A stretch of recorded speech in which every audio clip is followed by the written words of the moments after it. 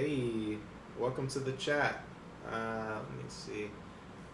Let me know what you think of the new camera angle. I'm using the same camera that I will be using for the podcast going forward, so I'm trying it out. It's a little bit, a little bit closer in on me, but you know, you all get to see my face even better than before.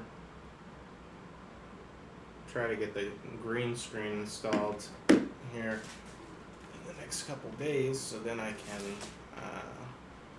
actually have something in the background. Let me fix something real quick. Let's get that back a touch.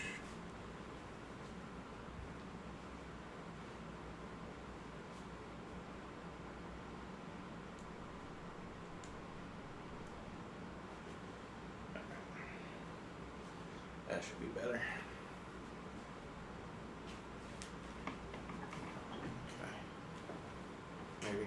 No. I need to turn it a little bit. Hey, welcome to the chat, Angry Meatball.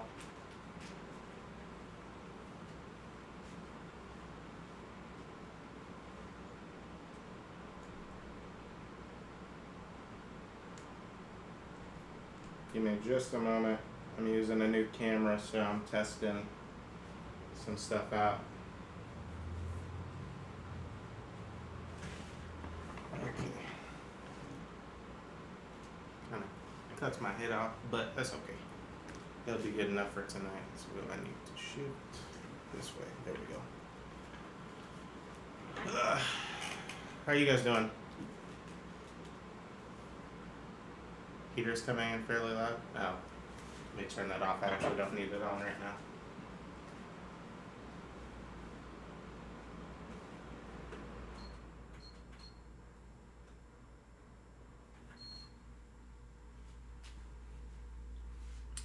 Thanks for letting me know. Turn that down just a touch.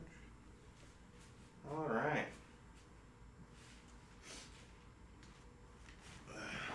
What would a stream be without some technical difficulties, you know? It's kind of par for the course at this point, so. Turn to the right and speak for a moment. Mic check. 1 2 1 2.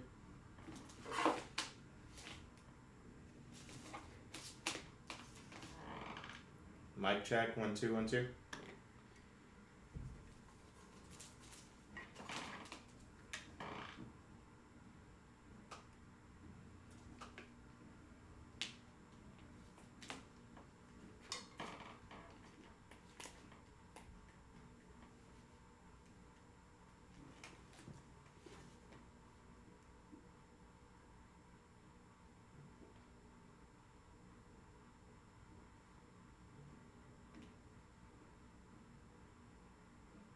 Gain could be a bit higher, but it's okay now that the heater is on. It just takes a second to turn up. You know?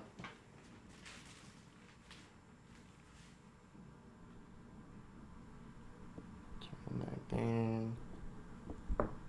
Okay. Alright, how's that? Let me know if that's any better. This will be fun for tonight. Alright. Welcome to another stream, boys. We're back once again.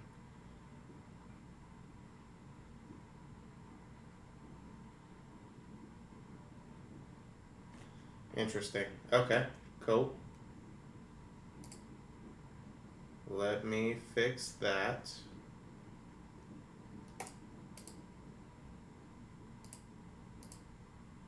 Because that is not what I want.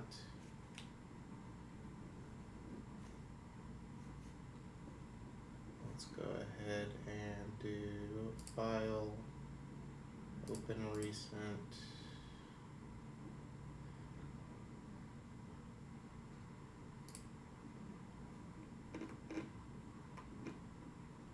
Okay. So that one's right. Go back to Discord.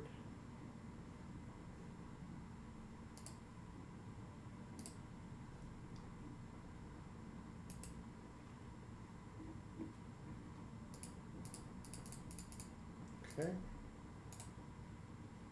Well, the previewer says all this content is there, so let's try opening. Okay, check it now, Catboy. Let me know. It opens up correctly for me, but I don't know.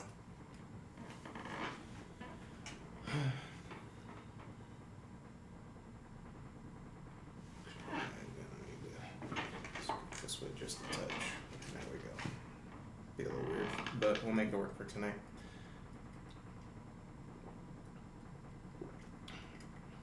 Alright, what else is up, Catboy?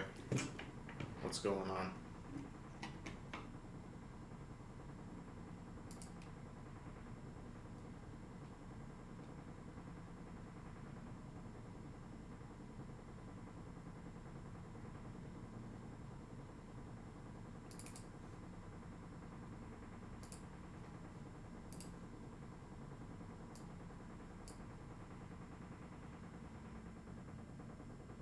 Oh, magic items.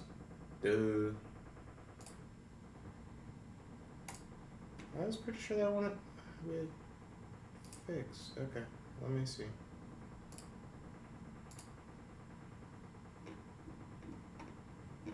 Huh, okay. I'm tripping.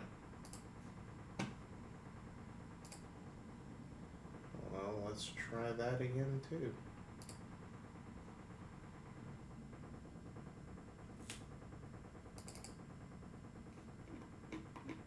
Okay. So that's all there. Try it again.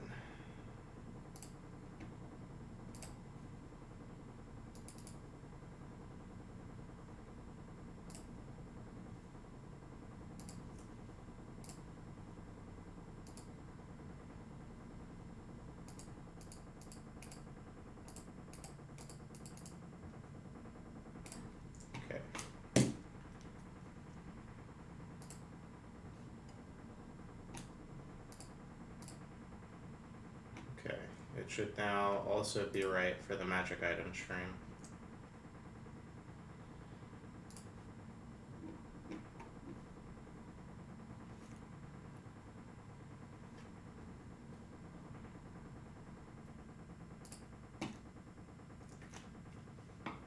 But let me know.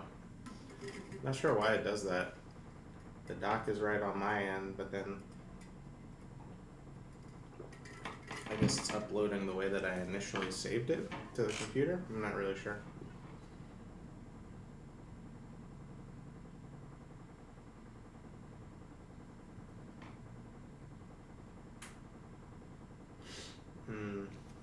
Well, while you're looking at that, I'm gonna try to fix this real quick by turning it, because this is bothering me.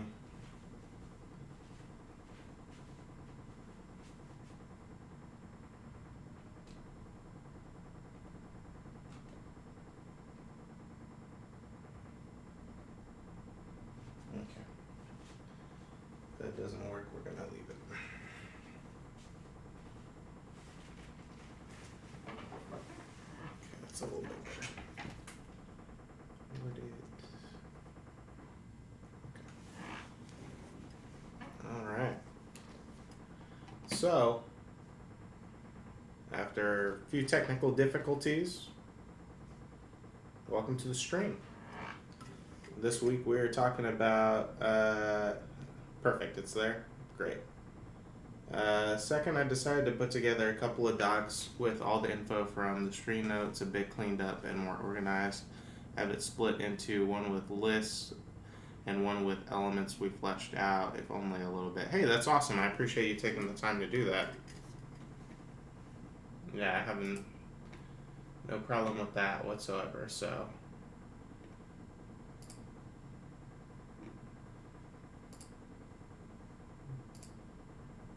Let's see, I assume, have you posted them yet, or where did you post them at? Let's see. For those who are here, thank you for being here. Tonight's stream, we are working on primarily monsters, creatures, enemies, just any interesting creatures that you might want to add to your campaign. We will be putting together a list for Saturday when we'll do our deep dive and try to create some unique variant creatures for our own D&D game, so you can just kind of drag and drop into your sessions. But yeah, if you're here, thank you so much for checking out the stream. But feel free to drop any ideas that you have in the chat and they will get added to the list. They don't need to be just about monsters, but anything that you have in mind, and in between. I'll just be taking my own notes and talking to you guys. So let's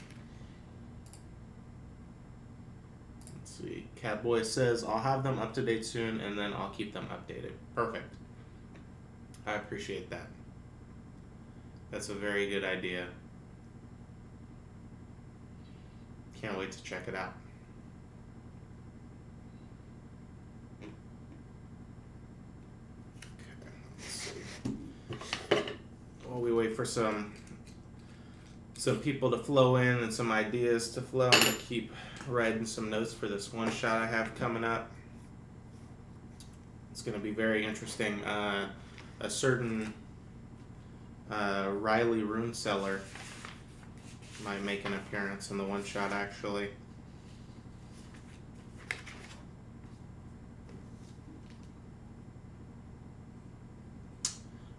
Both.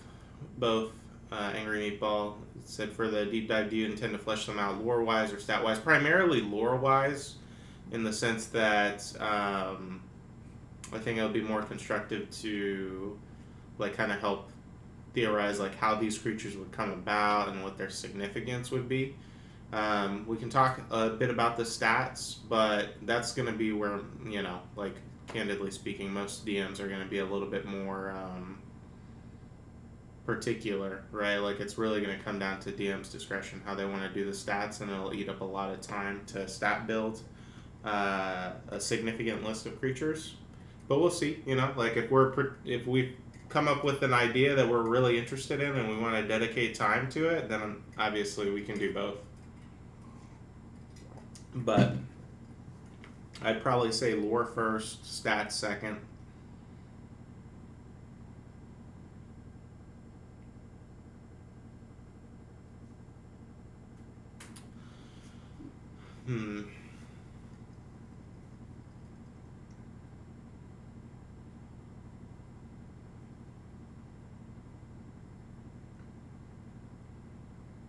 What's a good name for my halfling smuggler?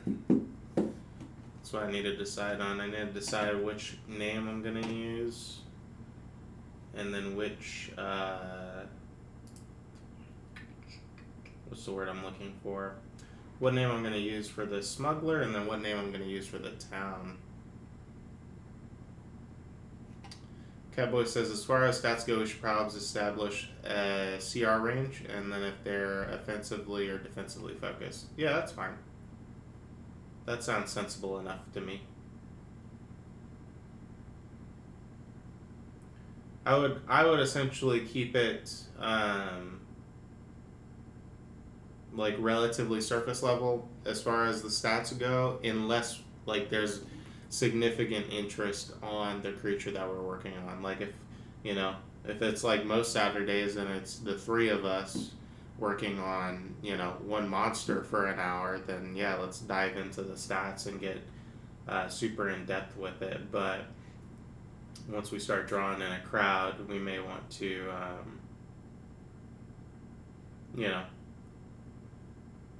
go as deep as people want to talk about it,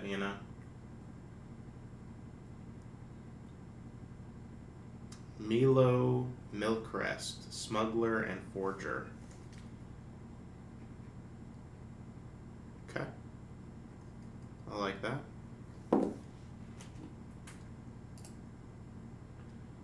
Let's see.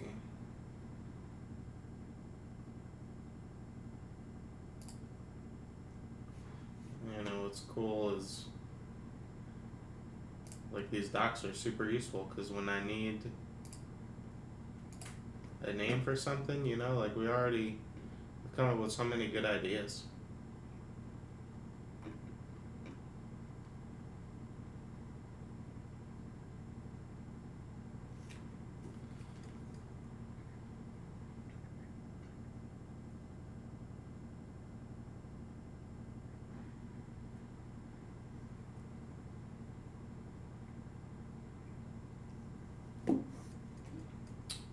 But yeah, both of you will actually have some of your ideas that you've left in, well, over the past few weeks. Last name Solo. Hell yeah, first name Han. You'll actually have some of the ideas that you guys have been leaving in these previous streams in this one shot. Like, for sure. Confirmed.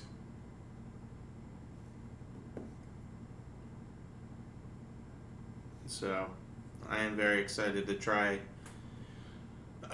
role-playing Riley and start using some of these concepts with my players.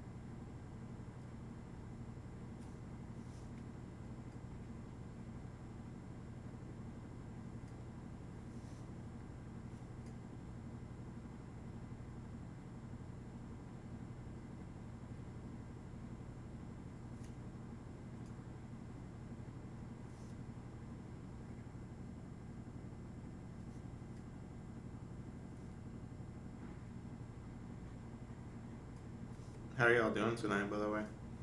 You guys doing okay? Have a good Monday.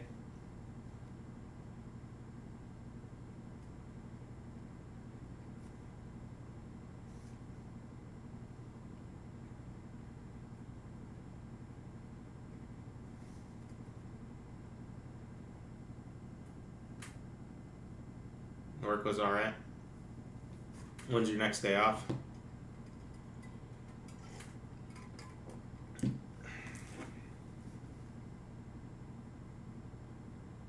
Thursday. Ooh.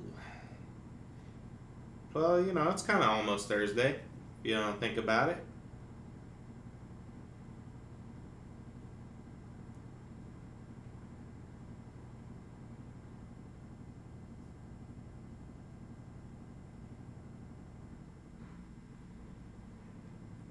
Any fun plans for your off day? Oh, well, that was good timing. Like, right as I asked it. Getting your taxes done, that's good. That's a good thing to do. Hyperactive child threw a plastic bat very nearly into your eye.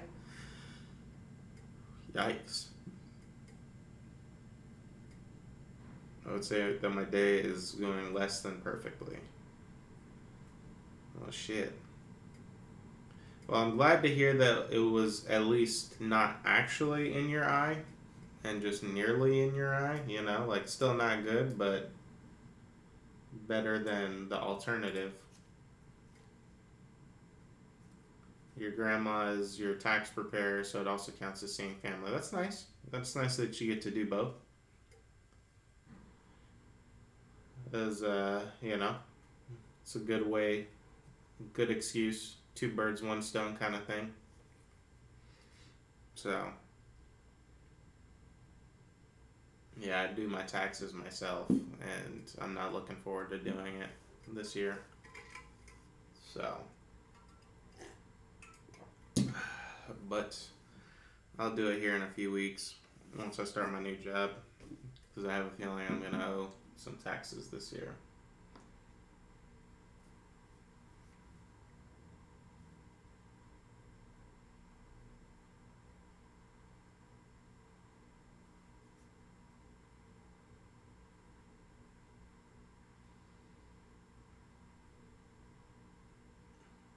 If I make under a certain amount, you should be able to file for free on the IRS website. This is true, but I don't think I make under that amount, to be honest.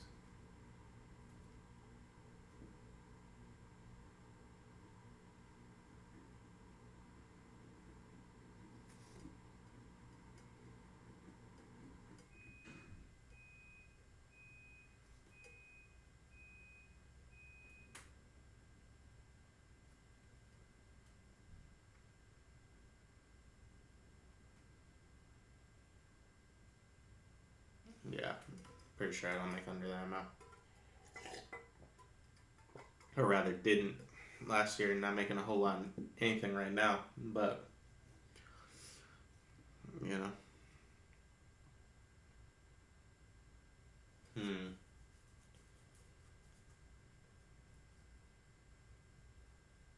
Limit is 73,000 AGI. Yeah.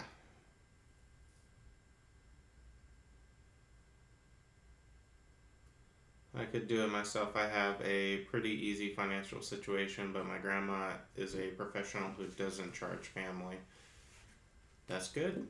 There's no reason for you to do it then. Can't mess it up if you have a professional do it, but, or well, you shouldn't. But yes, my financial situation is a little bit more complicated between a lot of different things.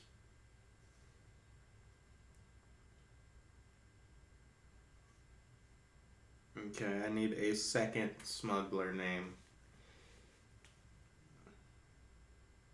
Milo Milcrest. I'm thinking a halfling and a dwarf. So Milo can be the halfling. And then I need a name for my dwarf smuggler.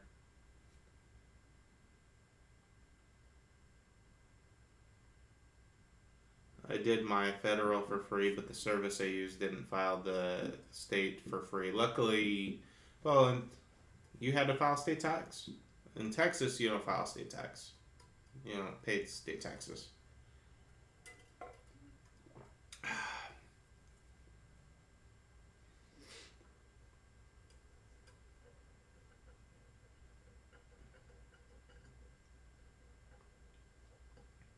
I love how we always have like some just random secondary subject that comes up in these streams. Like I genuinely do.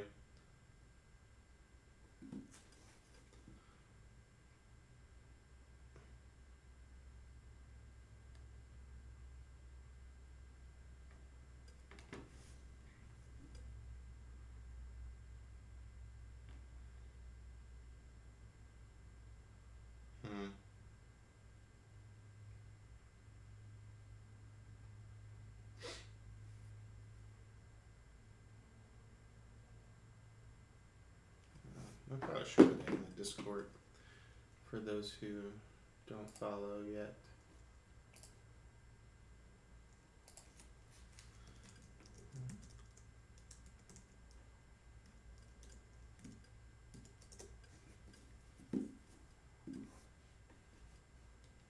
Ah, I gotcha.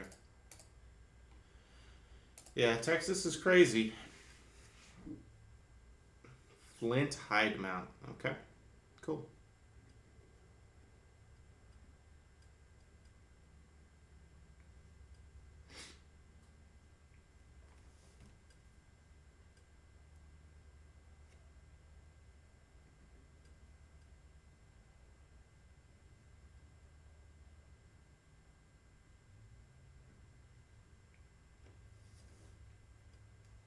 Yeah, I think I'm gonna use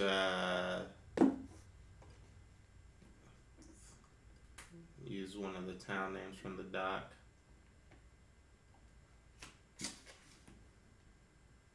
Looks like you're in one of the 7 states that doesn't make you file a return. Lucky. Yes, very lucky. There's not necessarily a ton of advantages to living in Texas, but as one of them. I mean, that's probably not true. There's probably a great deal of benefits to living in Texas in the macro, but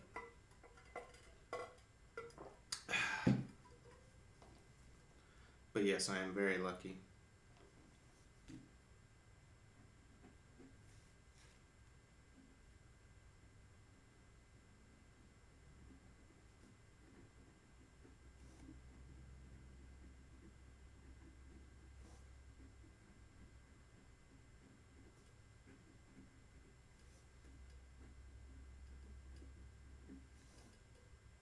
Hey, personalities. Welcome to the chat. How are you doing? It's good to see you.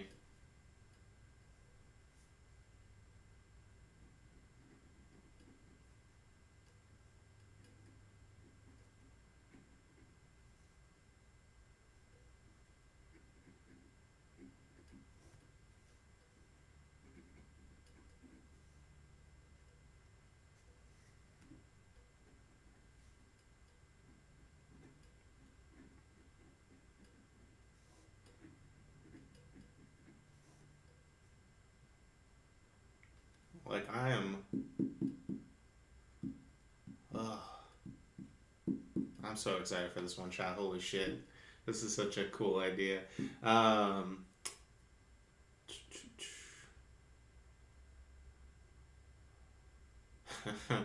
well, personalities, thanks for stopping by to say hello before going to the gym. I hope you have a good workout. We will be here later. Hopefully, your workout is not so long that you don't have time to stop back in. That would be quite intense.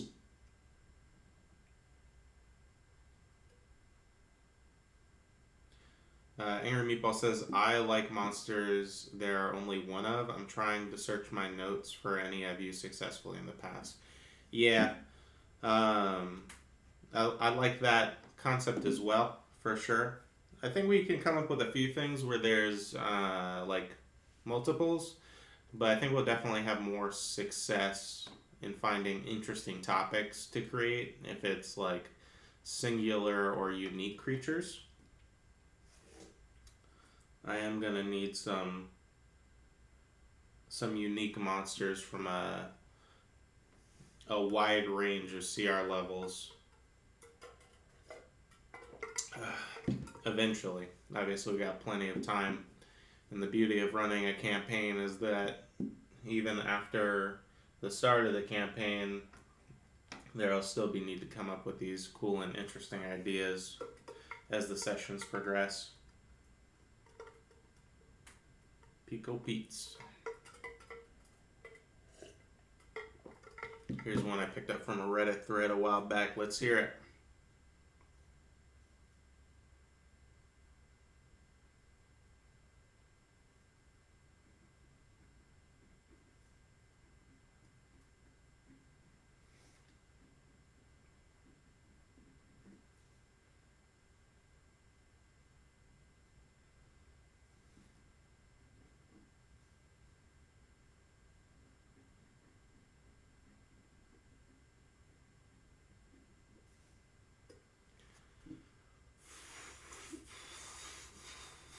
Here's an interesting side question.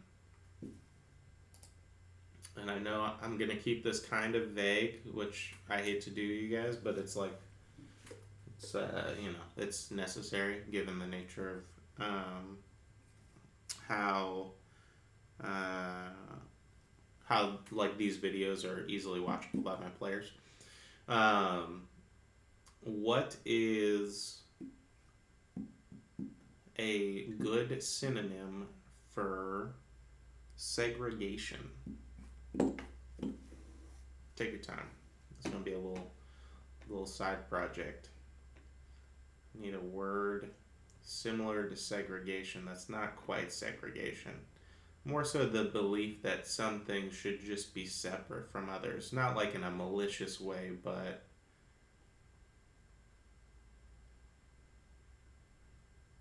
partition. Bro, you are so good, Angry Meatball. You were quick with it too. Partition, that's a great one. Let me know if you think of any others, but I really like that. You also said gelatinous cube trader lives in a dungeon, occasionally eats adventurers and collects their items. As long as you don't attack first, it won't hurt you. If you give it a magic item, it'll spit a random item it's eaten. Oh, that's cool. I really like that concept. That's just an interesting dungeon monster.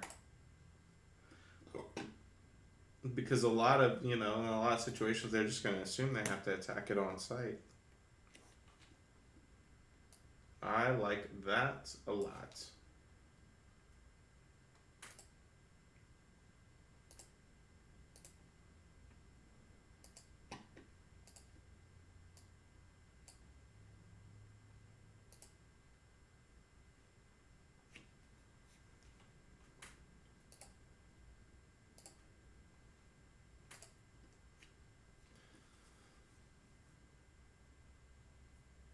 Yeah, that sounds like a really fun creature to use.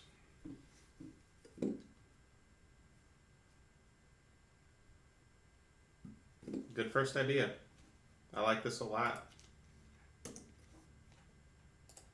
And this is simple enough, right? Like to the point of the question we were talking about earlier, like do we focus on lore versus stats? This is like simple enough that there doesn't have to necessarily be a lot of lore to a gelatinous cube that decides to be, a traitor randomly, right? Um, so this is something where you could like kind of comes in both ends. This is a really simple monster to plug and play because you could just use the gelatinous cube stat block. You could upgrade it. You could do a lot of things. Partition. That's an incredible word. Partition.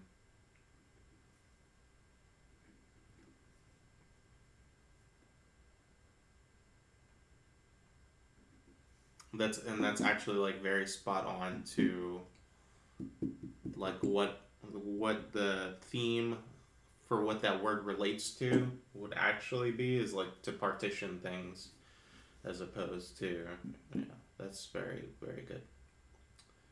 um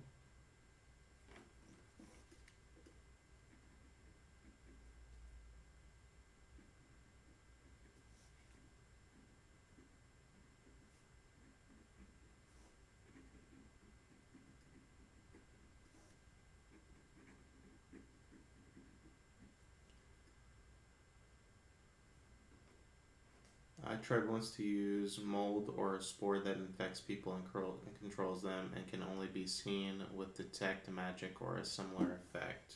Okay.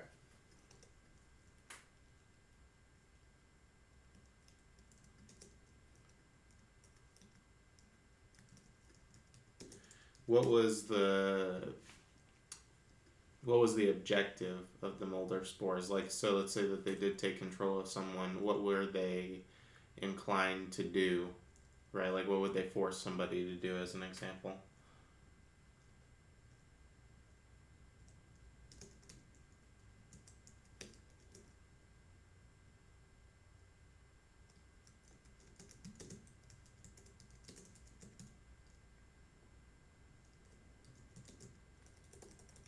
And what was the DC on the save for it when you used it?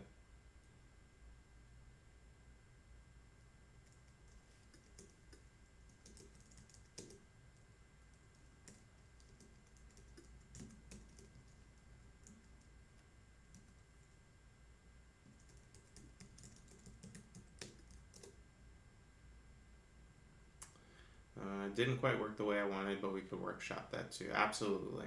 It was a hive mind organism trying to spread itself to another continent. Okay, so would the spores increase on the host? Or did it literally just like try to attach and then get the host to take that individual spore? Like, how did it multiply?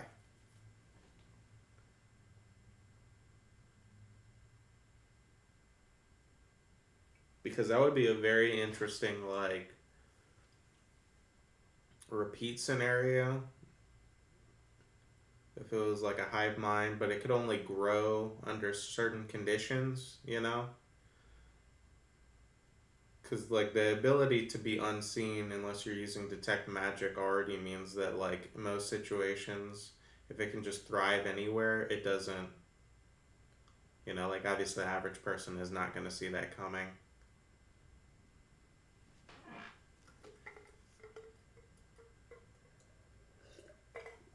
No worries.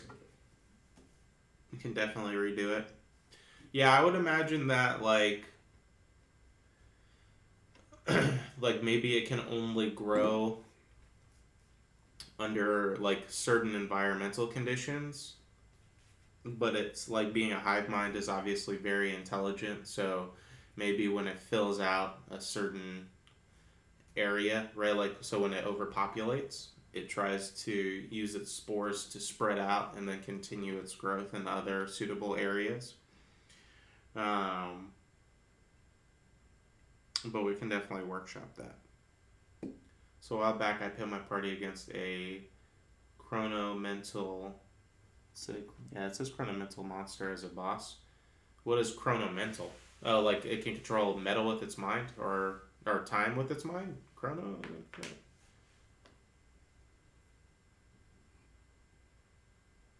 Yeah, that's what I thought. Yeah, I don't know why I said metal.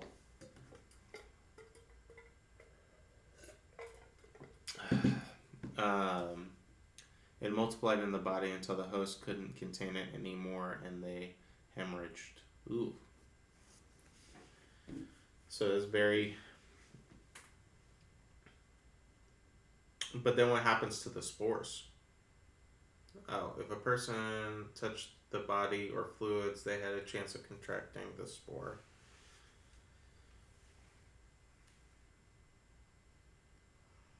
Like, what kills the spore? I guess is what I'm asking.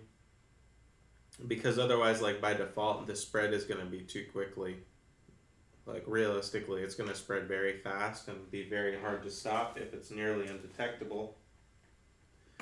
And then, like anyone who touches it, whether it's an infected person or you're just walking through a forest one day,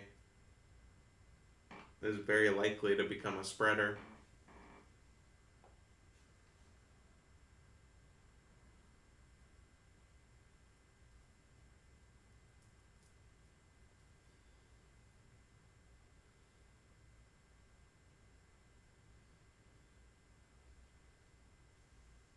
Ooh. One one thing that would be cool too is like if an infected person gives off like a very distinct smell. Like it doesn't even have to be a bad smell, but like maybe they smell like honey or I don't know, something like very distinct. Because then it could be like this recurring trope where players are running into situations where parts of this hive mind are spreading, and even if they're paying enough attention, even if they're not necessarily using detect magic in the moment, they can use context clues to realize that someone might have symptoms of being infected.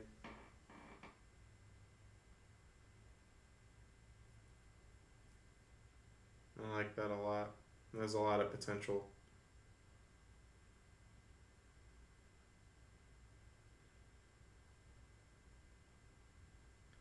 Spores went dormant in the cold, and I was trying to get to a more temperate climate where it could grow all the time. The campaign was taking place in a colder area. And how would you kill them once you saw them? Just generically, like obviously, like I think of a spore, and I don't necessarily think like cutting it is gonna do a whole lot. But who knows?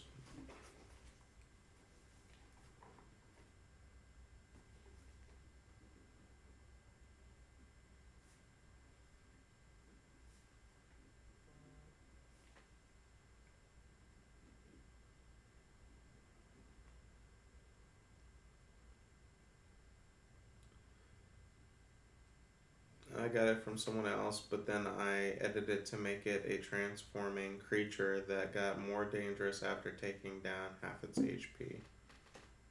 Let me actually add it to the list before I. Chronomental monster.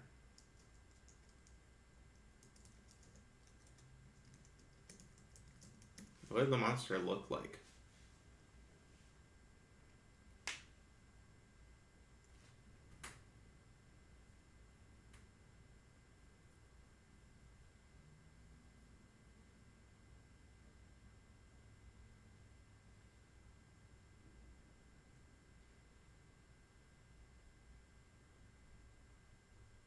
Stat blocks in the Discord. Cool. Let me check it out real quick.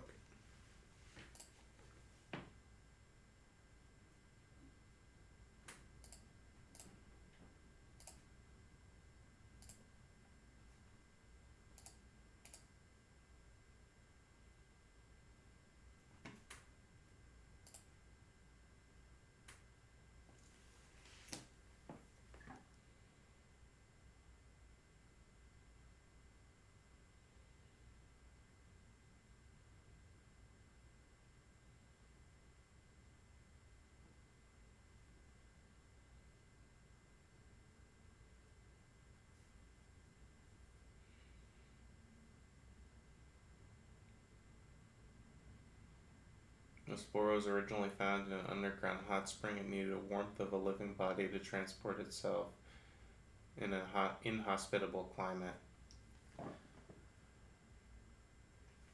Yeah, I like the concept. I think it's got a lot of. It's got a huge amount of potential for sure.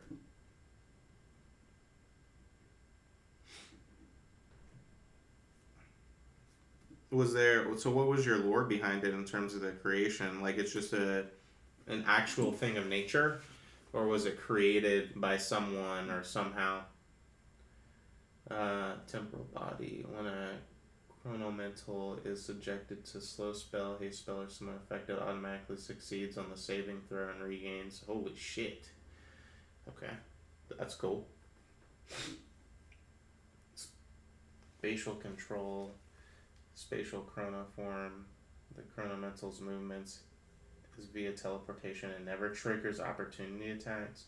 The reach of its melee attacks is the same as its movement speed. Additionally, its AC is increased by 2. This is already accounted for.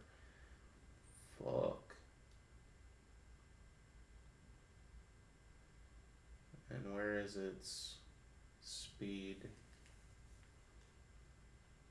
Oh, speed 30 feet. Holy shit.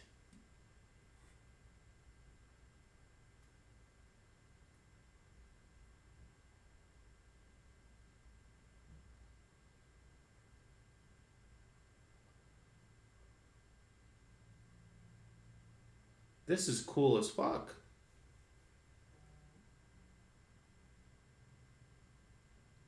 This is a really cool creature. I really fucking like this.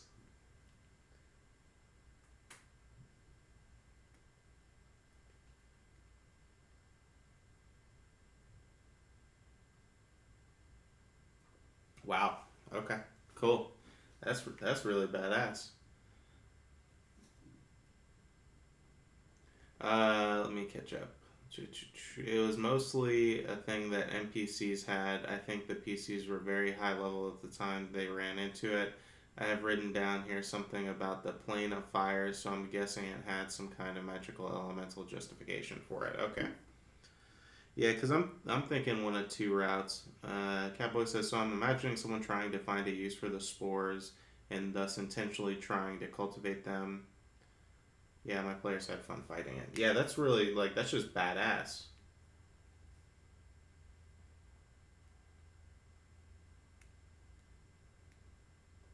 That's a really, yeah, I like that.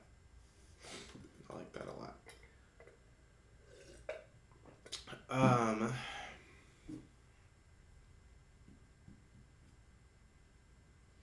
Yeah, as far as the spores go, I'm thinking that they either are like a naturally occurring, well, not really naturally. I think they have to be created because of their insistence on growing into a hive mind. So my thought would either be that the hive mind is actually somebody, meaning like a mage or scientist or something like that, turn themselves into the spores,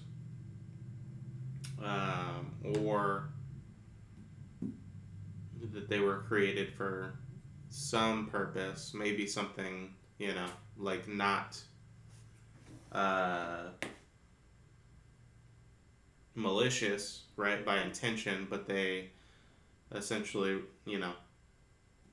release something that's more than what they can handle. The concept is very similar to a season 1 episode of X-Files, so I can guess what I was watching at the time I was running this.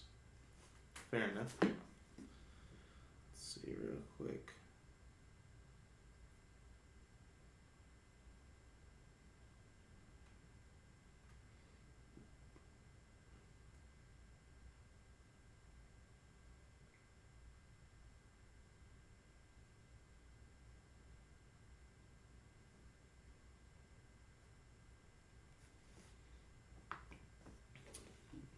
Yeah, very similar to X-Files. Cool. I dig it. I think, like I said, I think it has a lot of potential, a lot of different ways that you could go with the lore of its creation, but ultimately, I think like I just like the concept of it being like a reoccurring problem. Like the hive mind is already spread to certain portions of the world, right? Um, like in these little pockets. So it's this kind of thing that's like really hard to get rid of.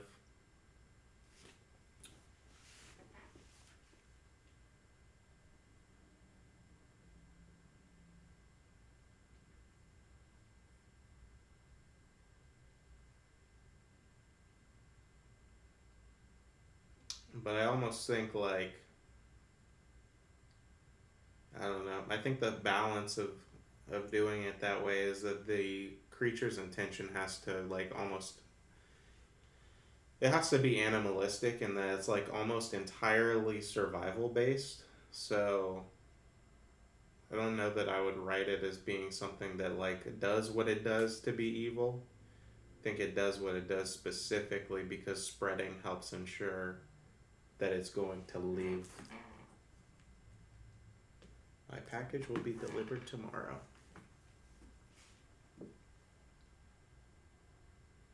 Yeah. Hey, we said that shit at the same time. Yeah, it's not inherently malicious. It just like especially if it is in pockets of the world and it's all one collective, right? Like I'm thinking of it as a thing that like it satiates itself by growing to a certain capacity, right? But maybe your party runs into it and kills off a portion of the spores in one part of the world, right? Well, now this other pocket has to now start feeding and expanding because the risk that the whole is now subject to collapse is increased. So it's kind of like this inadvertent consequence. Like the first time your party sees it, maybe like it's kind of a casual esque encounter. Like they discover it, figure it out. Maybe one of the party members contracts it. They get rid of the problem in that area because it wasn't much of a problem to begin with. It's just something they discovered.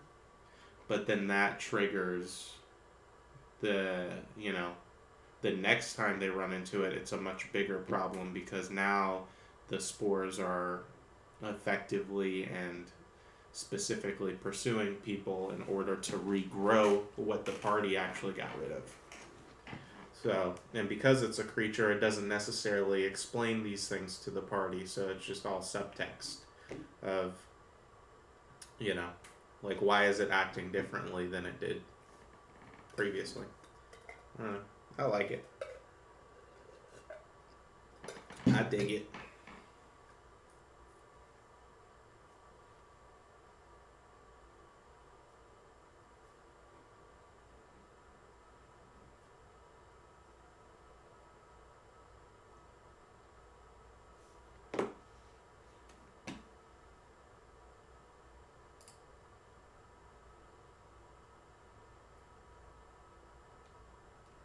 I'm gonna put this as a secondary topic because I'm gonna need some of these eventually. We already put a few, but if you guys have any tavern games that you enjoy, I think I'm gonna try to do a few tavern games in the one shot.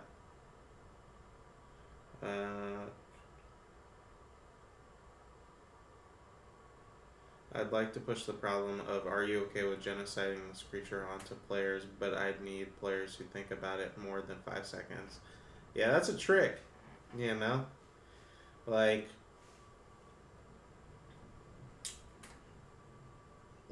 there'd have to be a secondary consequence beyond it wanting to feed, right? Because otherwise killing it isn't gonna be enough. Like maybe it lives in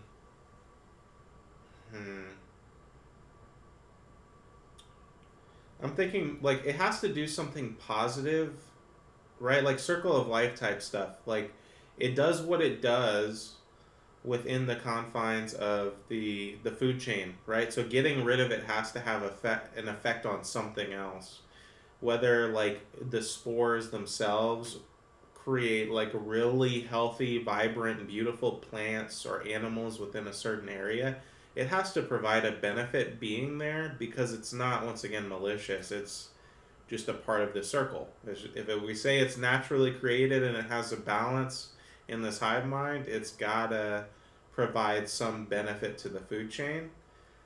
And then once again, that first introduction to your players, they could see, kind of like, okay, well, all the plants fucking died and we killed the spores, so that's connected. And then when later on they see that the spores are now attacking in another part of the world, they understand that it's not going to be as simple as, like they can't just kill it without a consequence.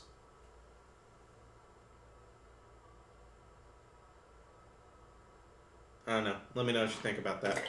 I think it's pretty solid. While you do that, I'm going to fill up my water real quick. I will be right back.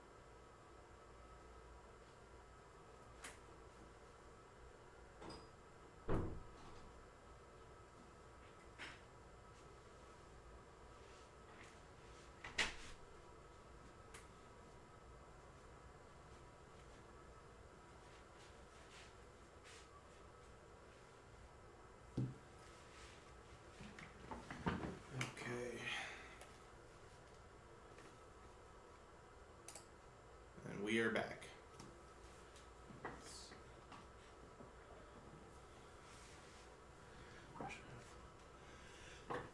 Ooh, man. All right.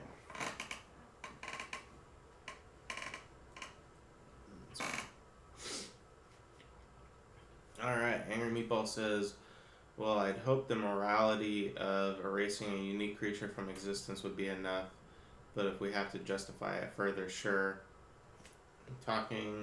Taking the plane of fire idea, say that as it metabolizes food, it releases nutrients into an environment that enriches and encourages the formation of rare materials.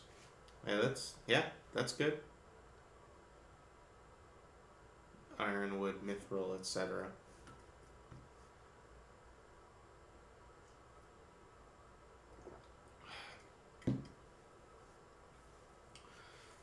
Yeah, I just think it's, like if you call it something natural, then its disappearance from an area should have some kind of secondary effect.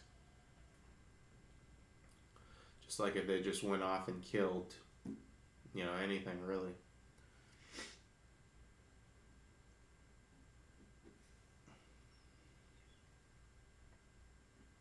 But you know as well as I do, probably better than I do, that player morality can be a little iffy at best.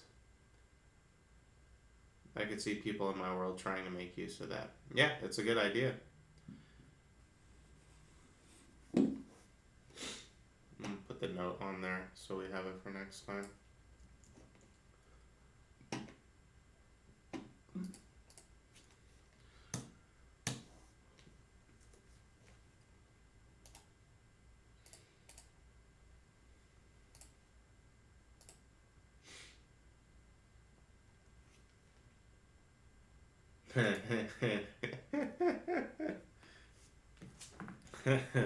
Angry Meatball says loose ? Non-existent ? Yeah, that's more like it. Players only have morals in the loosest definition of the word. Yeah, that's true. You give them a playground, they're gonna play. And they don't necessarily care how much they destroy, oftentimes. You're not wrong. Psh, morals are for NPCs. You're not wrong. These are all facts that you guys are throwing out.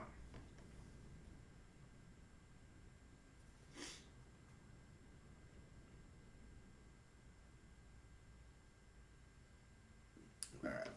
I think I am. Give me a moment. I'm going to send a text to my party members real quick.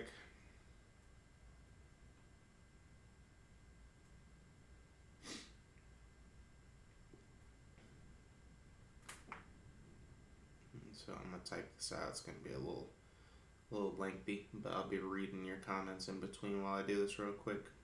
I need them to start thinking of character ideas.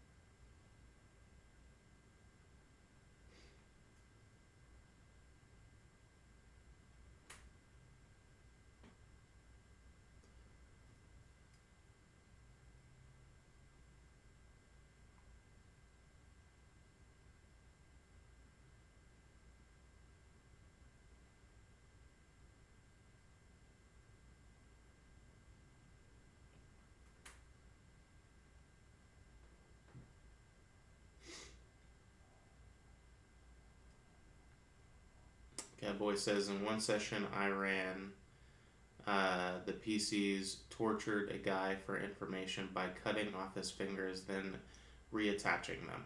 Jesus Christ.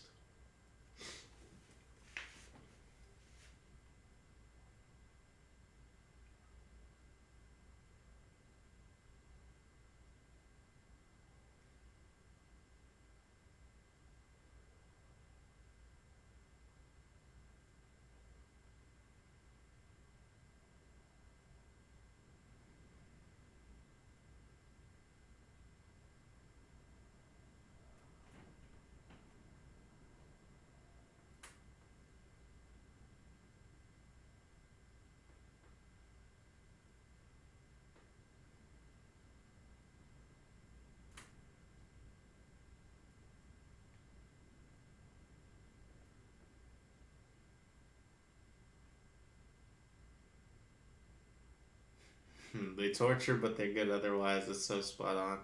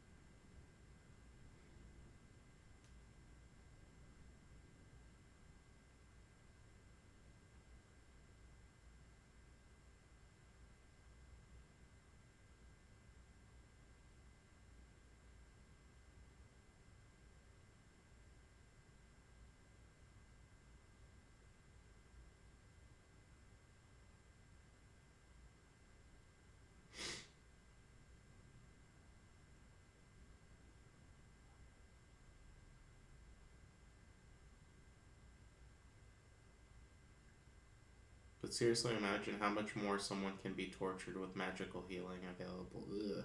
Yeah, you're not wrong. That's pretty gruesome to think about, actually.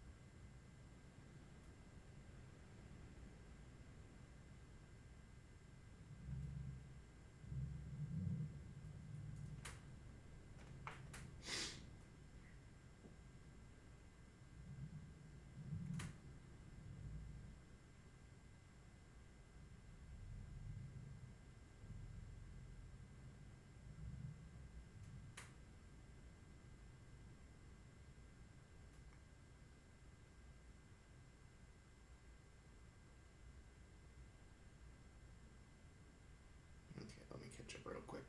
I'm getting into the type storm.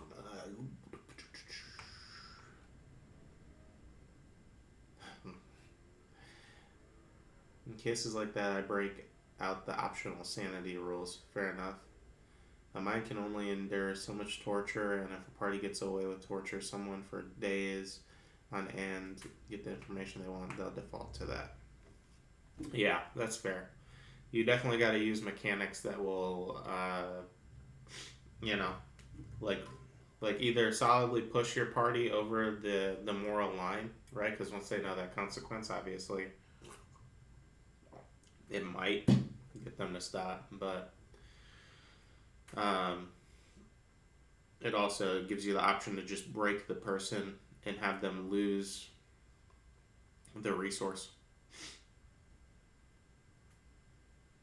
Appreciate that. They're dead to their homeland.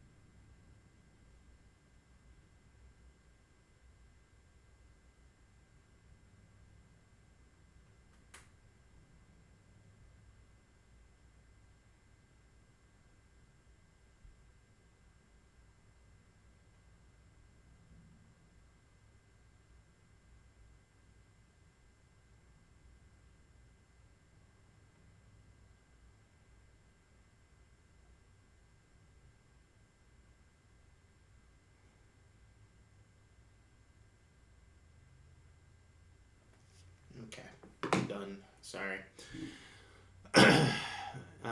Yeah, I had the guy give them info quickly. They honestly didn't have to torture.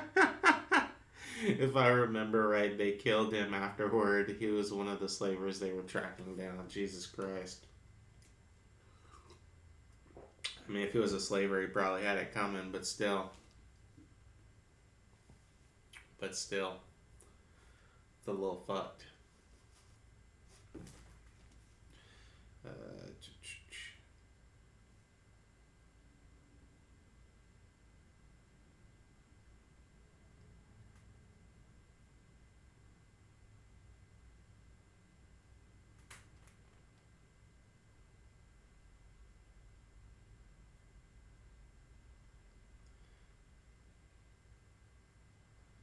okay.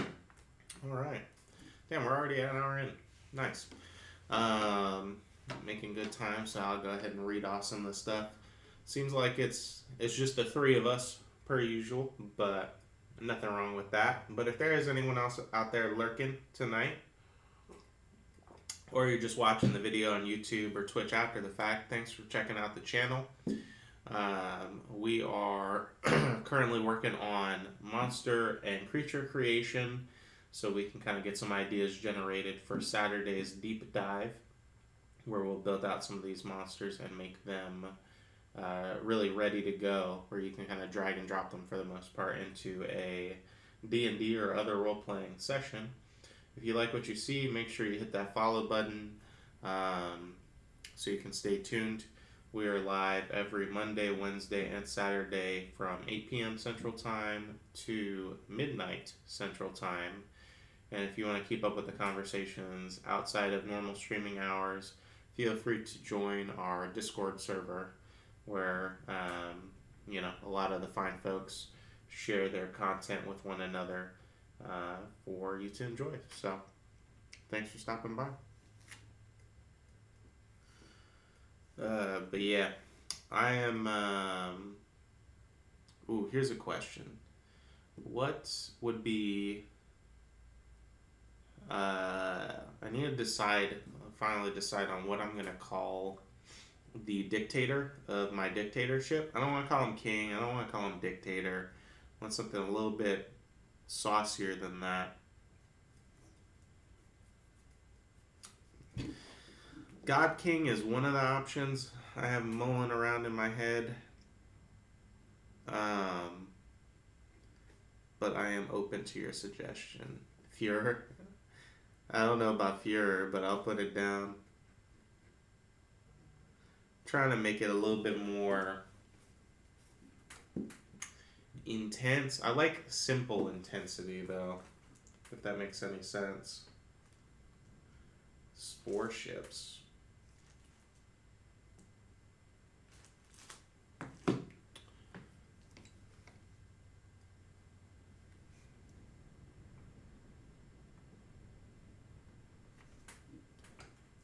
What kind of dictatorship is it? Military magical other. I would say other, because the dictator, he's basically Timore's law is that power rules everything. So could go ironic and have him be called president. Okay. That's an interesting twist.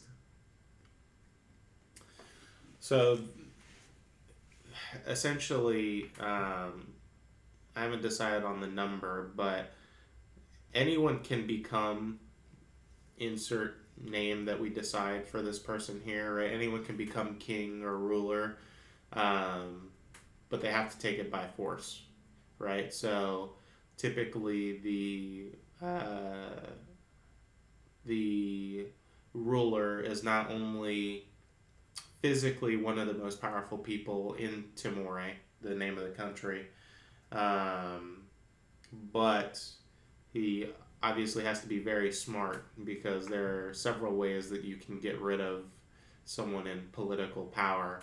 And this particular leader has been in power for quite a long time. Champion is another option. I kind of want the whatever word to establish the fact that this person does kind of in essence lord over everyone else. Like highest one, something similar to that would make sense. Or I don't know if I like highest one specifically, but that kind of evokes the theme of it's very clear that this man not only sees himself, but almost rightfully so, has earned his place to call himself above everyone else within his country. Reminds me of Invader Zim. That was a show. I actually have an Invader Zim t-shirt lying around somewhere.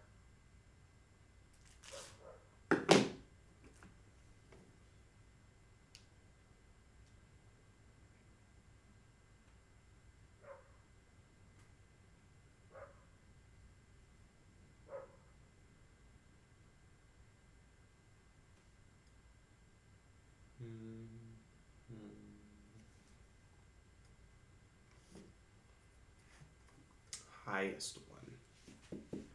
It's another way of saying highest one. Actually, let me go ahead and look this up.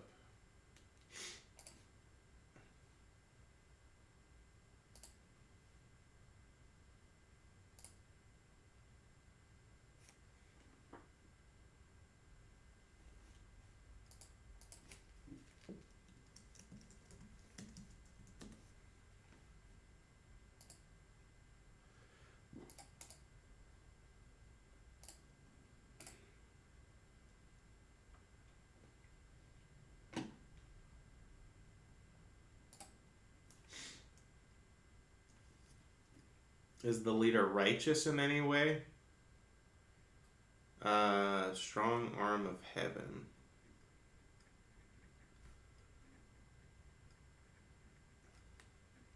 That's interesting. I wouldn't necessarily call him righteous.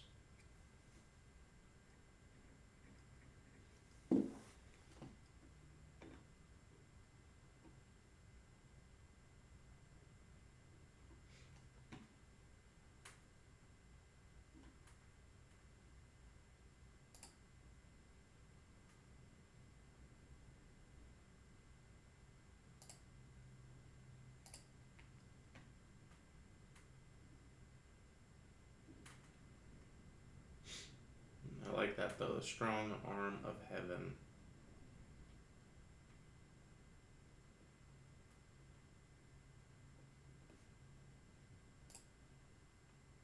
Let's see. Do some translations real quick.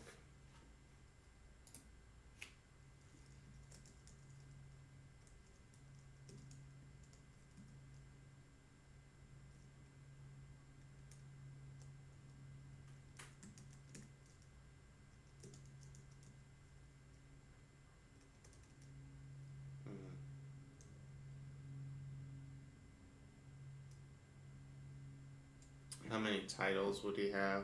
Like how the queen has a dozen or so titles. I mean, I could imagine coming up with multiple titles down the line. But for now, I just want like one primary title, like the way that he would be addressed. Like from a non-conversational perspective, if that makes any sense. Like when someone's not talking to him, because like you don't necessarily call the queen all 12 of her titles when you're talking to someone else about the queen, or when you're reading about her in a newspaper in another country.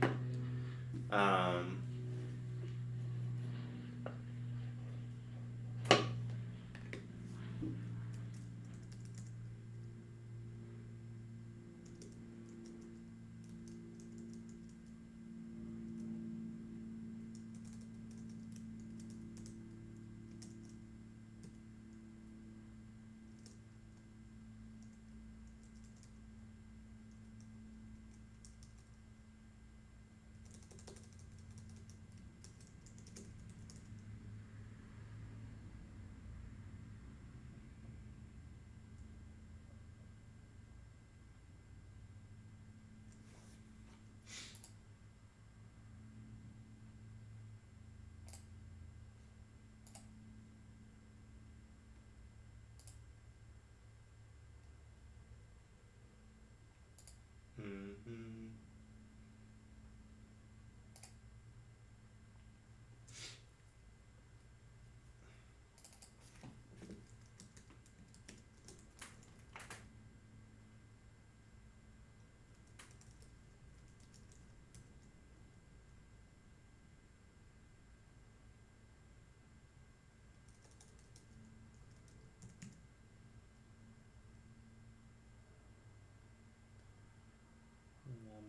Pew Alta.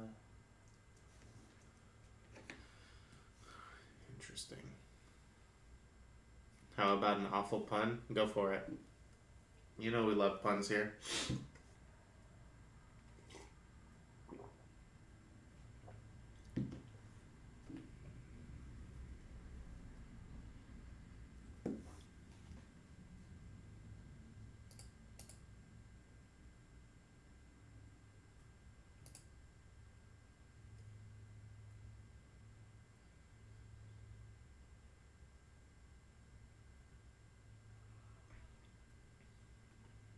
Caesar of the kingdoms of I've forgotten.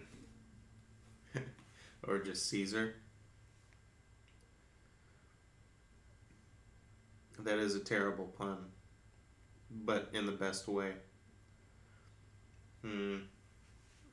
I could see that being used somewhere else where the pun would be more appropriate. Maybe a couple places I could actually use that.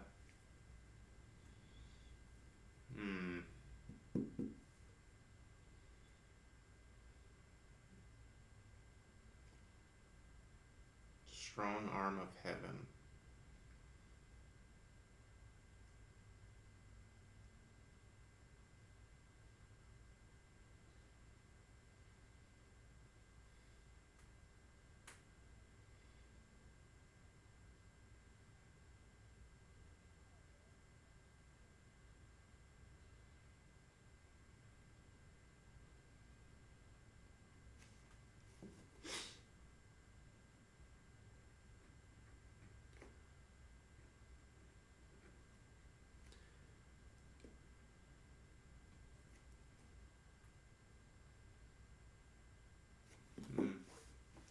Let's see.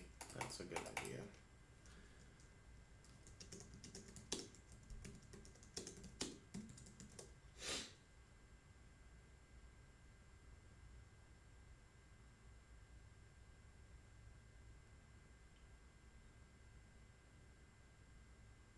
Simple and evocative, the iron hands, the golden brow,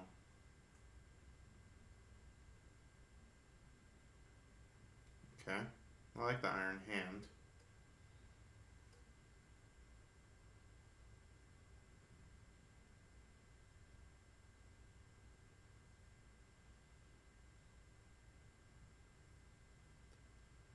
The bronze kneecap.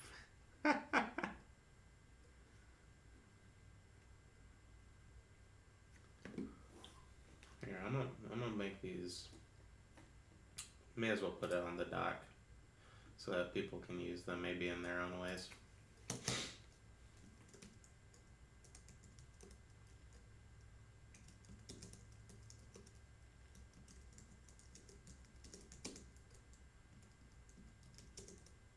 I know I misspelled that, and there we go.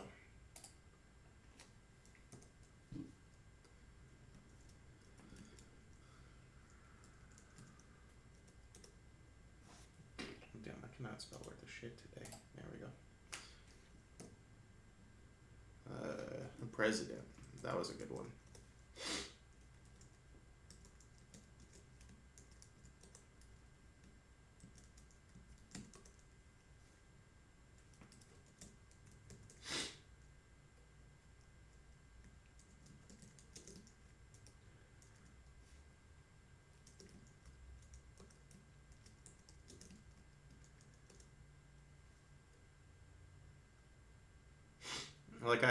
So the way that I think about it is, oh, I'm an idiot. So I had it right the first time. What did I do? Yeah. Oh, that's why I'm missing the second R, and there we go. That's why it auto-corrected, or had me corrected that way.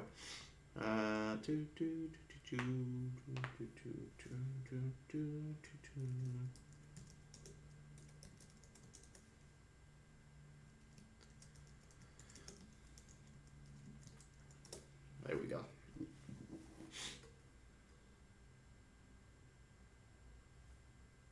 Lions and eagles are a little played out, but they're pretty easy shorthand. Like the way I think about it is, you got to the setting itself, the country itself is this place where literally if you are not providing something of value, right, whether it be your body or your mind, if you do not have the power to provide something in a better capacity than the average person, then you're probably going to struggle. Unless you're just incredibly lucky. But luck doesn't necessarily get you a lot of places in Timor. So I'm thinking of it as it being this thing like whoever takes the spot of ruler has to have climbed probably through some dark shit in order to get there. Uh, so I more so think of it as like trying to title somebody who's climbed to the highest point of a mountain while still like evoking like a title of rulership is kind of what I'm going for, but I can't think of it.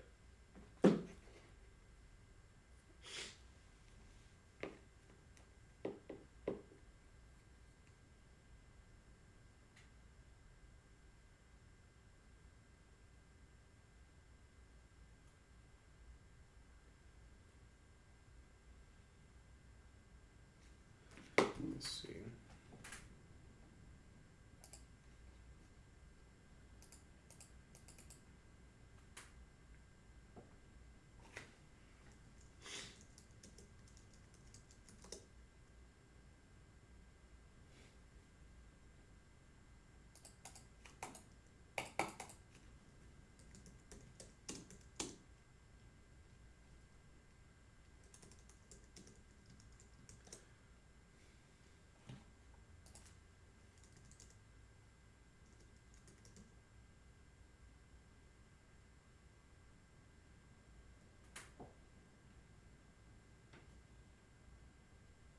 Ascendant. Yes. There we go. There we go.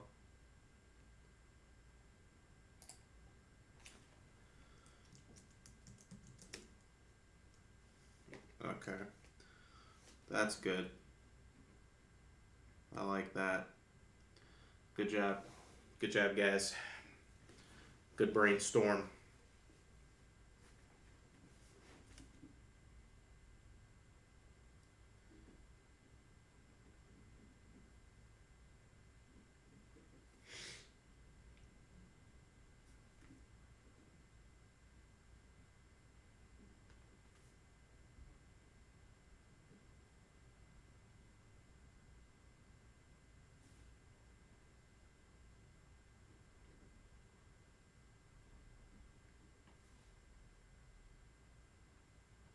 Yeah, that's perfect. And that's kind of what I'm going for because, like, I think of it as like literally this mountain of terrors that someone would have to climb to reach the top.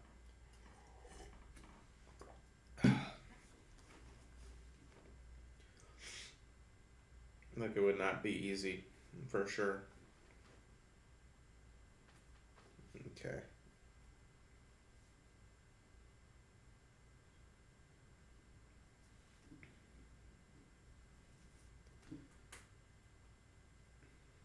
Mm,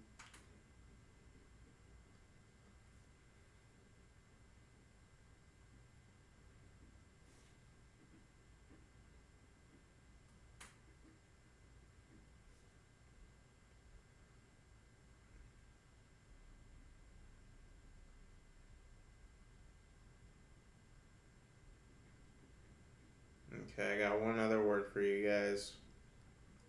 That maybe we can brainstorm. Let me make sure I got the. Let me check real quick.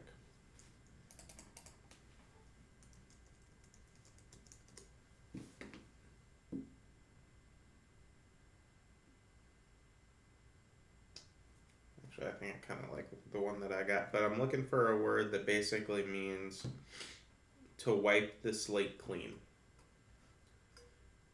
To like basically just get rid of everything that came before. Best word that I've found so far is absolution, which is like the release from a duty or obligation or guilt or punishment, to be absolved. But if you guys have another synonym, feel free to throw it out.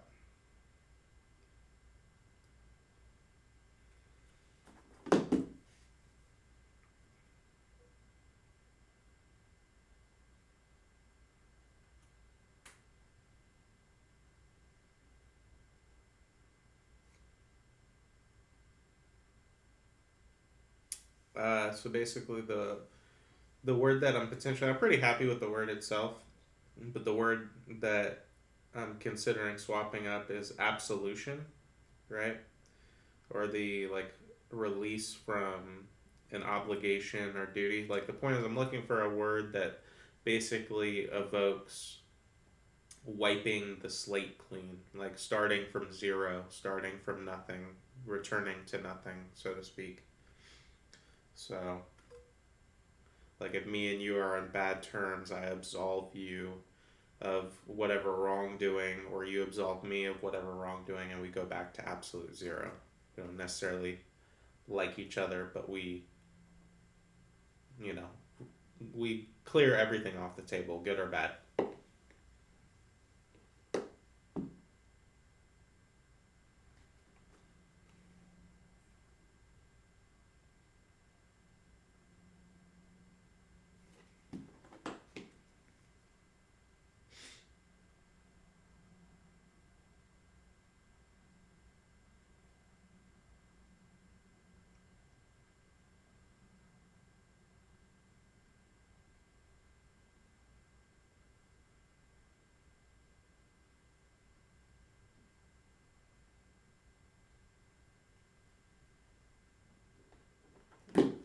I was going to recommend some negative words. I mean, the word can be negative. I'd still like to hear it.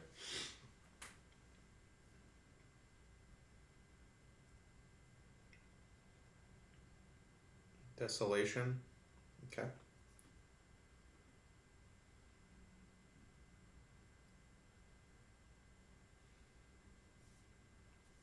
It's a good word. A negative word, but a good word, all the same. Reckoning.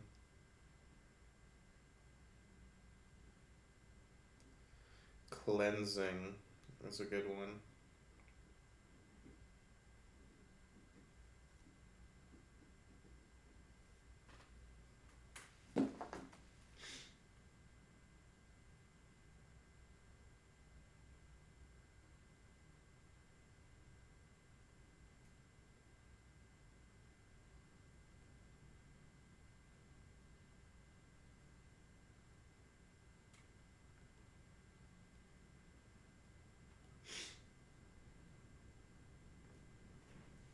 I like that.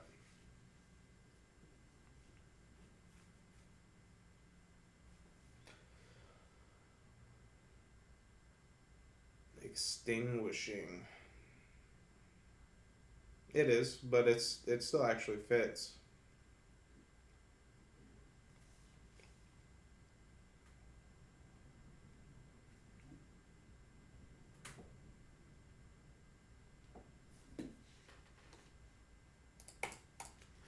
I like that actually.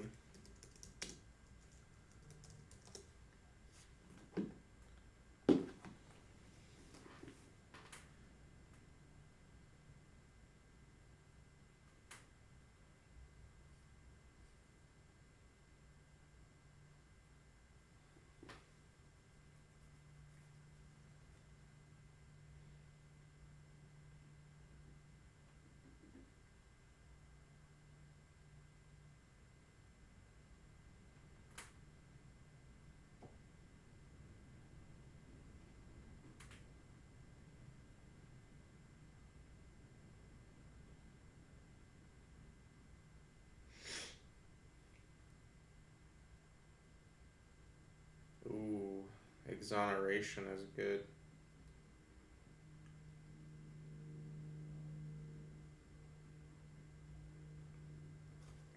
Yeah, because I guess the way I would describe it, right, like, because atonement implies that one side is repaying for something that it did wrong. This concept is more like if you have a whiteboard and you've been writing on it all day for class. Well, eventually it comes time to wipe the board clean, right? So cleansing, uh, even exoneration, right? Because it's just the time is done. Let's just wipe it. It doesn't imply a positive outcome, but the the outcome is not necessarily positive or negative. It's all about context. In the case of what I'm aiming for, at least. Which is why cleansing fits so well. Or even extinguishing to a certain extent, because yes, it's very similar to an erasure. You're literally just wiping the slate clean. You know, like you got the etch a sketch scouring or scoring. Yeah.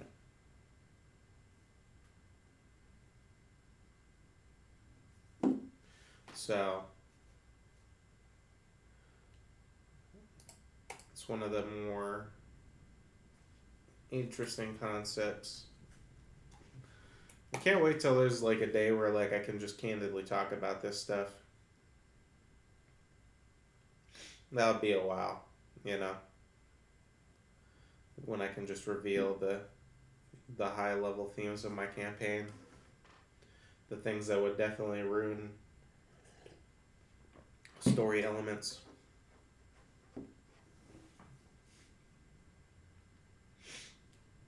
But it is what it is.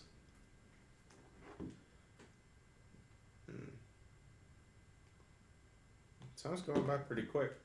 Again, it's all very helpful. I appreciate you guys. I think this gives me exactly what I need.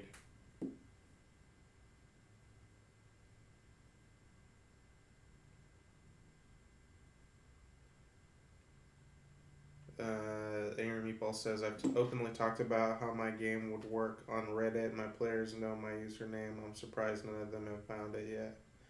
Nice. Yeah, if I did that, I feel like my players would find out immediately. At least a couple of them. Some of them aren't as inclined to like try to dig for that stuff or to look at all. But a few of them like they're trying to guess the answers to these things already, and the campaign hasn't even started yet. You know, so like before D&D, will always say like, "Oh, I'll just leave the chat." He's not gonna leave the chat. He's gonna go get on another account and then wait for me to say what I need to say, and then pretend like he guessed it. I don't have any problems with them finding out secrets. They might make better choices. Yeah, well, there's like I have a bet with before D&D actually that he's not going to be able to figure out a few of these secrets before his character learns them naturally.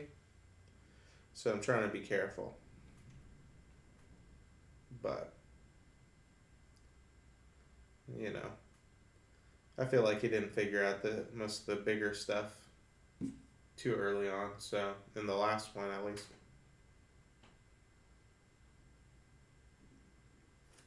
Oh, actually, I need to ask my artist.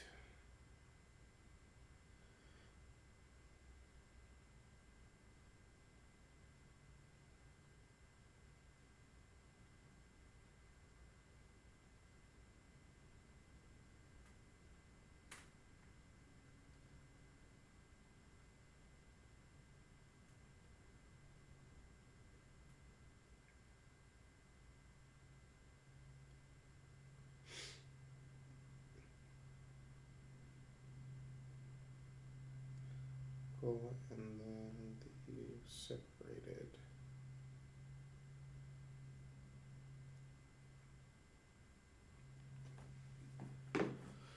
Only major secret from my world is what happens after death and why resurrection isn't possible. I mean, that's pretty major. So why is resurrection not possible? If you're at liberty to talk about that here. Your Meatball says, my players have met the Grim Reaper on several occasions, even done jobs for him. They've never thought to ask about the afterlife. Sounds like your players are not curious enough.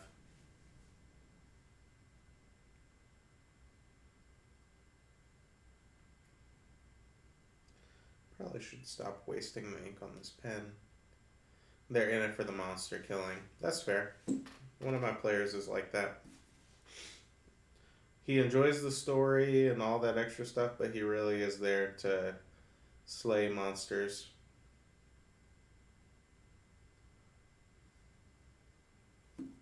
which is fair. You know, that's a big part of the game.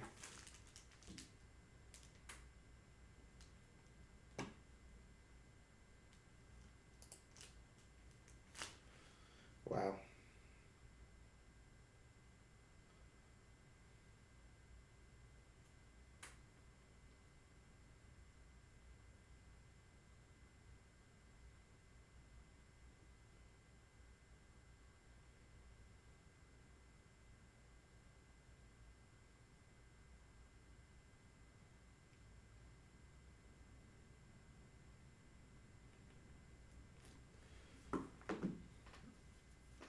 Said, well, that's not fair. They like their personal character stories, but they don't much care for the outside events.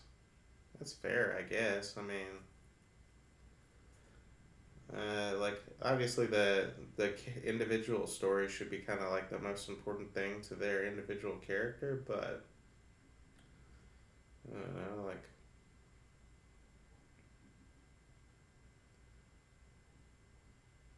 I don't know.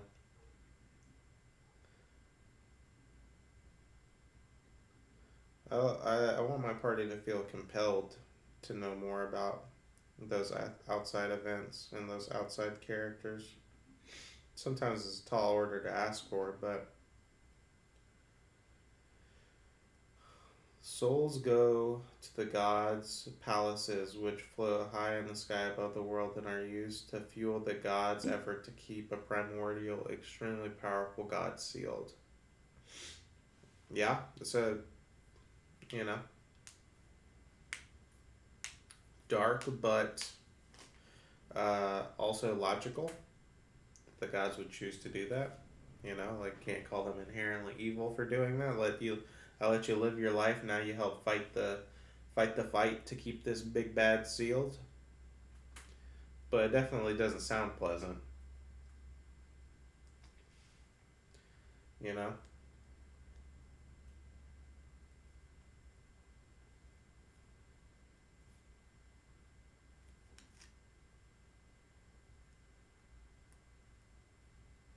Hmm.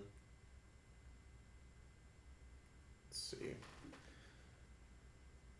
Go back real quick.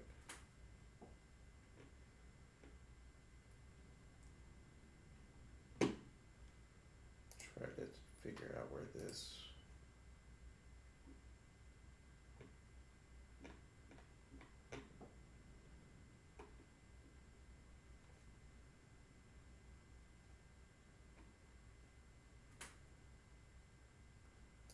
My orders.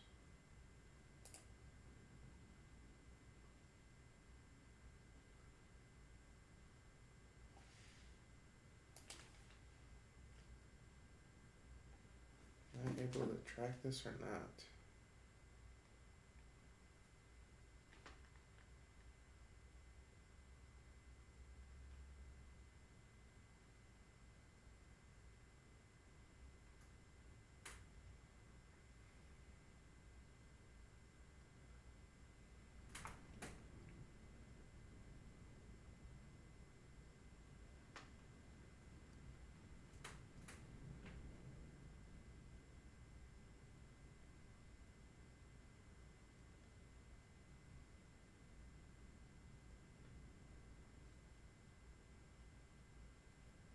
Let's see.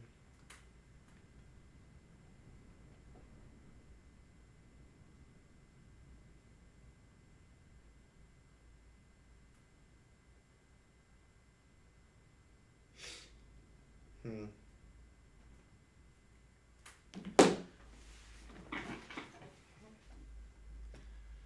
It's their fault that the god has to be sealed since they unsealed it from a much better seal that didn't need such upkeep and used it to destroy their original world. Okay, I think you were talking about that last stream. Yeah, I mean, sounds like they fucked up. Sounds like they royally fucked up.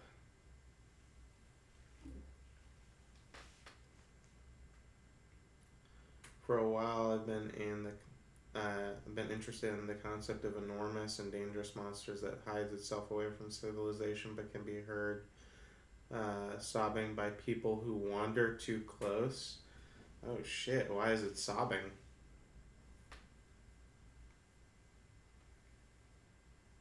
That is an interesting concept.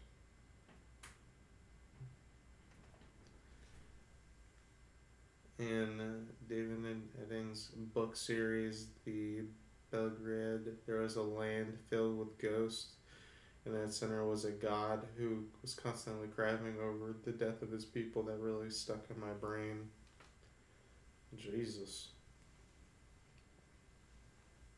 That is striking for sure. So, what kind of monster would be, or creature, you know, doesn't necessarily have to be a monster, but what kind of creature would be so large and powerful without just straight up calling it a god and saying that it's crying for its people? Maybe it's the last of its kind, right? Like whatever the creature is it used to be many and now it's one. They only realized how hard it was to keep it sealed after it was too late. It's usually how those things go. Yeah, I was thinking that. Yeah, I mean, that's my general rule is the simplest answer is usually the most effective one. Hey, personalities, welcome back. How was the workout?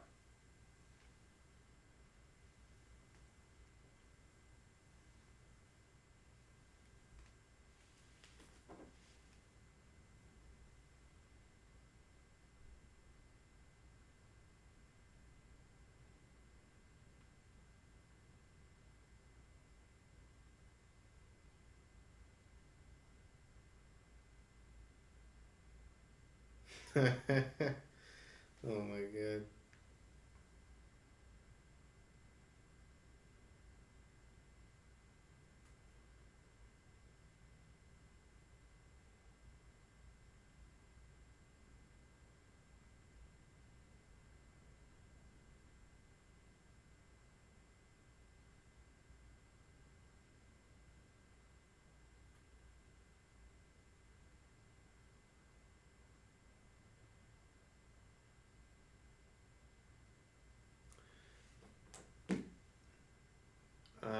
Good. Didn't go to the gym though. What happened? Wait, so what was your workout? You just went running or something? Or do you have like home equipment? Uh, Anger Meatball says I've done Giggle Stitch, the Demon Prince of Glee. So I suppose I can always do a Demon Prince of Sorrow if I had to. But what would this Demon Prince want? What he wants?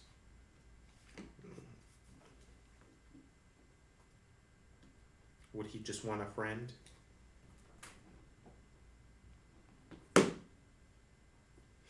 Is that what he makes his contracts for, his friendship?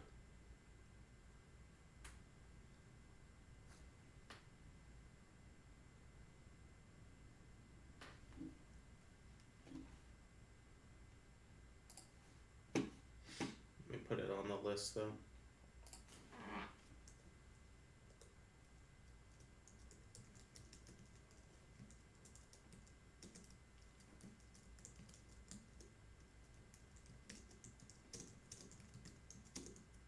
Hey, welcome to the chat before D&D.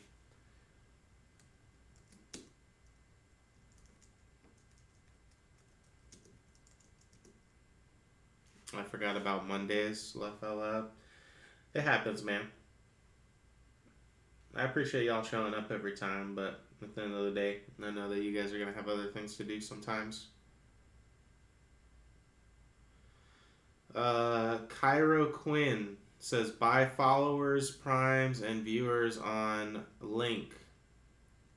Yeah, I mean, I'm also not I'm not interested in buying followers.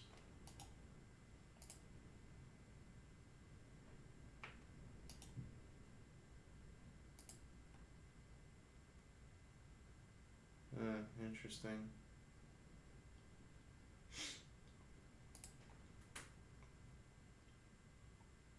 I mean, you could have at least followed before you drop a link in my thing trying to get me to buy something with your bot.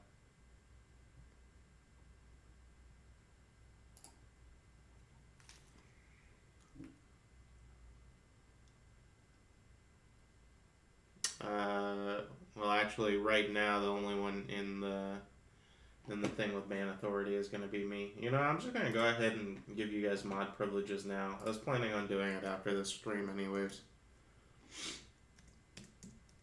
You know, like even if we don't need the additional mods, it doesn't hurt to have them.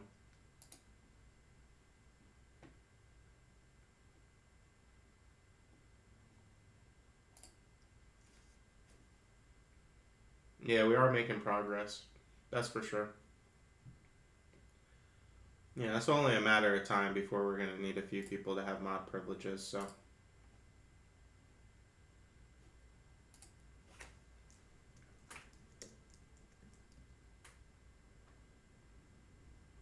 Yeah, I'm just going to give the before D&D account the mod privileges as well, since that's the one that you use primarily.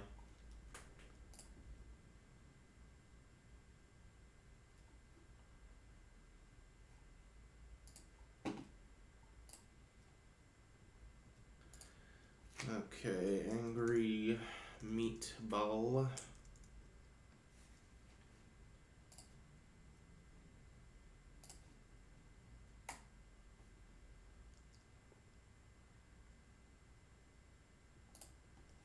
And cat boy.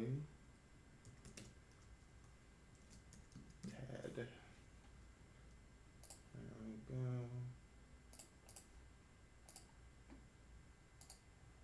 Hey guys, we are making progress though. That's our first bot trying to sell me something, so you know, that means we're climbing.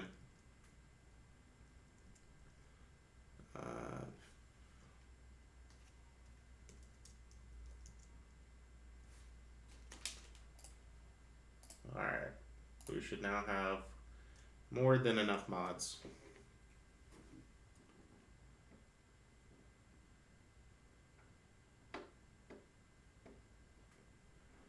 Okay, you should all be mods now. Since you're my regular / players.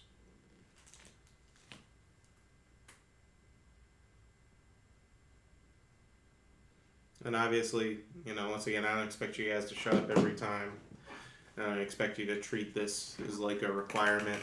Just, you know, if you're here and you see something and you can fix it faster than I can, I appreciate it.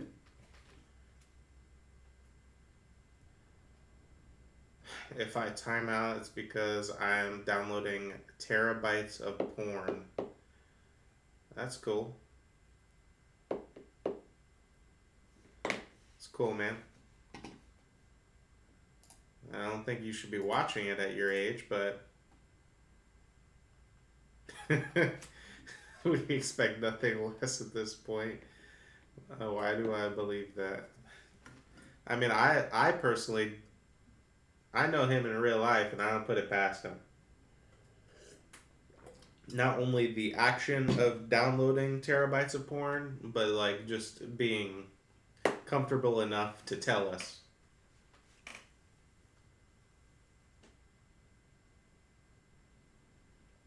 You asshole? Why am I an asshole? What did I do?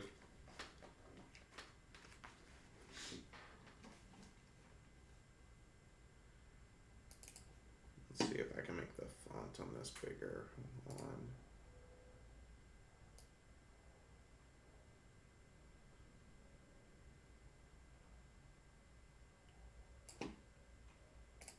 Let's see what. Not when I can stream it for free. I'm gonna reduce reduce that back just a little bit.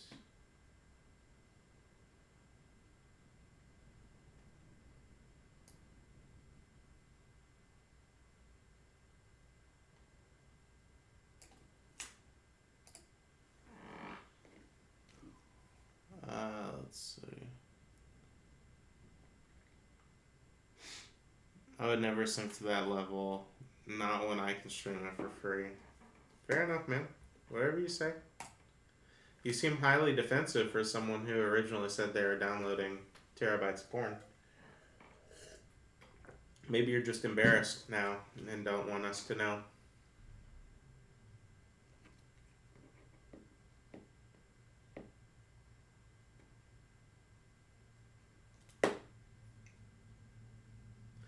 What are we doing right now? It's because it was a joke and nobody laughed. Right now, personalities, we're working on creature ideas.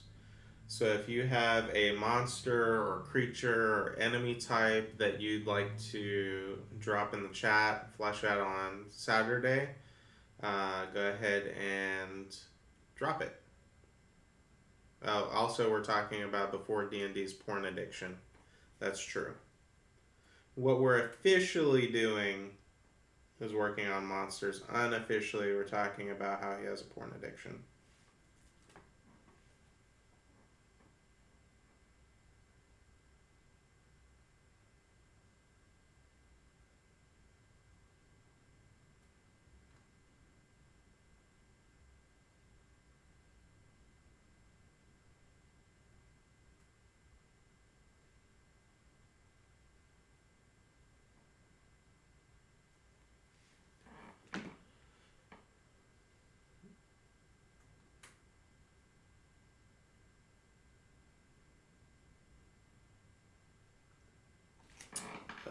The video quality of the stream isn't great on my end, so I'm not sure if you can read the notes you've taken. Can everyone else read the notes on the Word doc right now? Because, yeah, I mean, I changed the camera, but that wouldn't have affected the Word doc. That's weird. Laughed my ass off. I thought before D&D is 7 years old. He is. Weird for a kid to have a porn addiction. You know, it's crazy. They start young. What are you linking, bro? What is Showbox Media?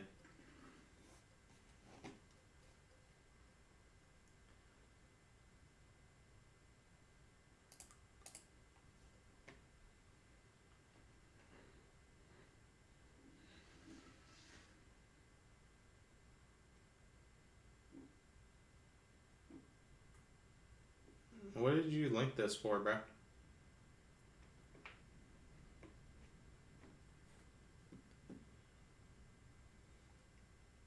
Oh, also, did you rent the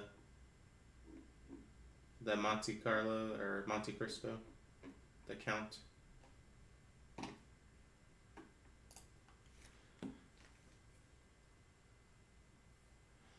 I blame him talking to moon spiders. Yeah, I'm sure that didn't help anything. Moon spiders is a bad influence.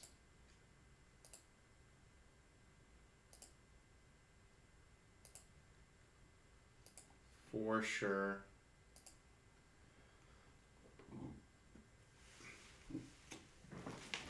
I have yet to meet him. I mean, you'll meet him when we need you to take those pictures.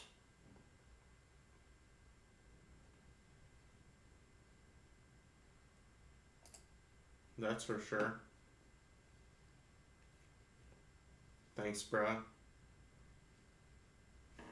You would not expect him to be Jordan's friend? What does that mean? Also, bro, don't drop my real name in the chat. Not that it matters, but...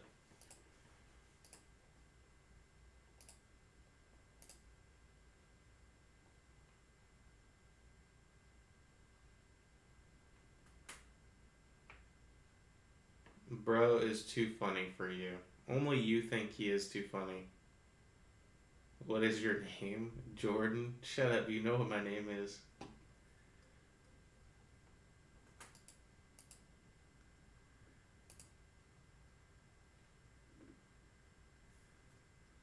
I'm not looking for. Brother, that's your alias? What's my alias?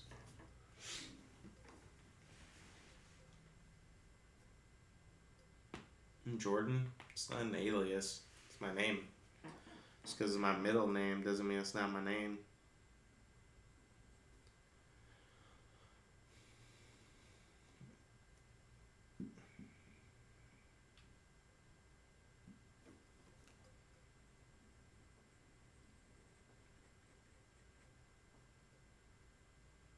Yeah. Aiden is, I mean, you really shouldn't have to use my name all that often. But Aiden is what makes the most sense. If you're gonna use my name. I don't care if you guys call me Jordan in the Discord.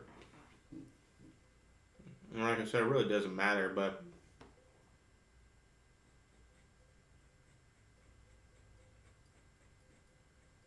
yeah, I guess it really doesn't matter at the end of the day. I don't really care if people know who I am off the stream, but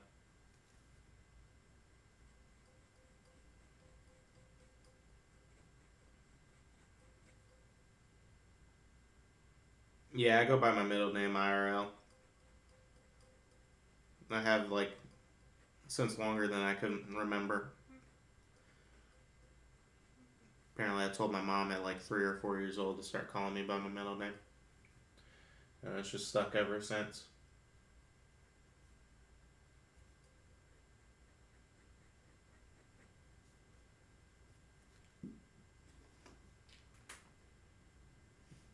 Before D&D says my family calls me fat.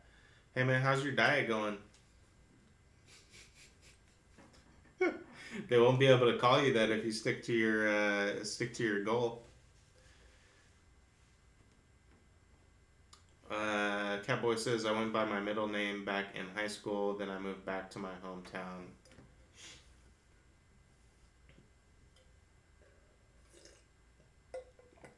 Yeah, I really don't know why I switched it. I know why I keep it that way now, but I don't know why I switched it. While calling me out on live television, I see how it is. I'm not calling you out, bro. I'm just asking. You could have got back on it. I haven't seen you in a few days.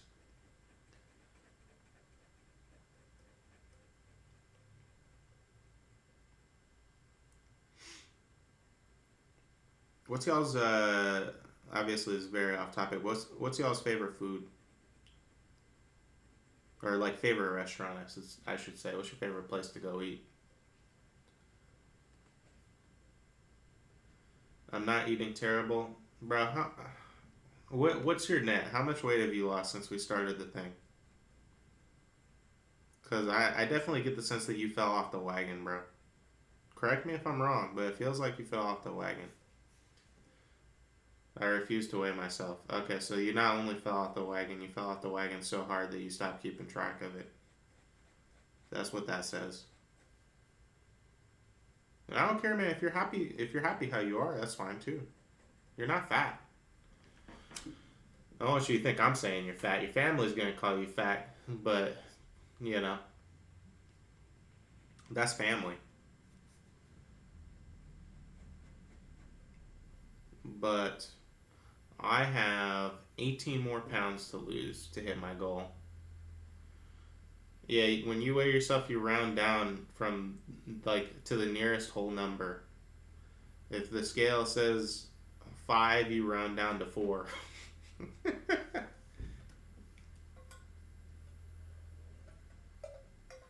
If it says 5.5, you still round down to 4. 4.0. My favorite place to eat is Subway. I used to eat a sub from there 5 days a week back when I worked there. Never get tired of it. Uh, yeah, Subway used to be my shit, actually. I used to go there all the time. Um, I actually had one of my good friends used to work there as one of his first jobs, so he would always hook it up. I enjoy a foot long too, just not a sandwich. Wow, wow! Before D&D, we're learning a little bit more about that terabyte of porn, that you're downloading. Get a little more specific with it. I don't think he was talking about hot dogs, to be honest. That's just ridiculous.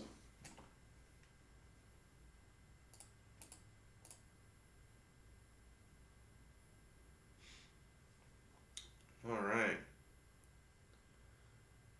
Oh, this is cool too, because you guys are in my chat so often that there's no reason for me to lump you in with the rest of the viewers. But now that I have you in as moderators, it actually separates y'all out. That's cool. I like that. Bratwurst. I like to eat pho, not ramen. Well, ramen is my favorite, and if you like pho, there's nothing wrong with that. But ramen is definitely better. That's a hill I'm willing to die on. At least good ramen. Pho has the advantage that assuming the place has all the ingredients, you can kind of make it the way you want, right? Whereas ramen is like completely pre-prepared. Um, no, I mean restaurant ramen. Both. I'll like go buy a packet from time to time if I'm feeling it, but like one of the not like the 20-cent cups, but like you can get some decent ones for close to $1. That'll be spicy as all hell. Angry Meatball, you are a good man. My favorite eatery is the Hispanic lady who is selling tamales out of a cooler in the street. You're a man after my own heart, Angry Meatball. Yeah, my favorite place to go. Ramen is my favorite food for sure. That's probably my number one, but my close second is tacos. Like I could eat a taco at any time, but I love to just go like if I wasn't dieting, I would go to La Michoacana, which is I don't know how far it expands outside of Texas, but it's like a Mexican meat market. I would just go get tacos every week from there.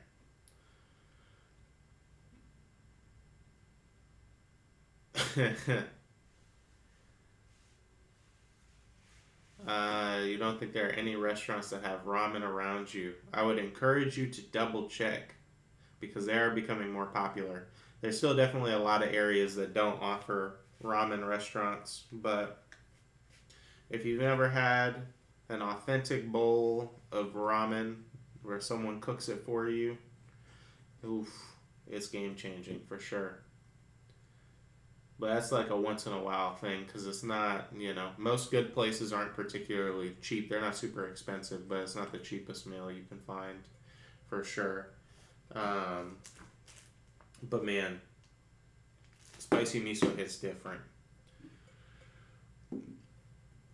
Before D&D says, I just want you to know I heard a Spanish guitar riff after you said that. I did too. I heard the dun. Angry Meatball says, I've been working outside early in the morning a lot of years, and those ladies are sent from God. You sure are right.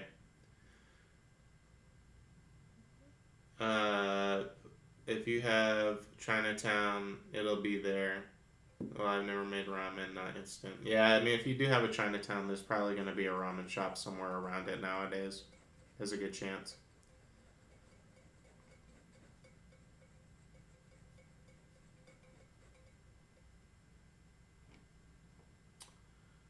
Before D&D says, when I was a plumber's apprentice, the taco trucks would come out to the job sites, and we ate like kings every day. Yeah, they probably literally ate like kings with all the money you were giving them.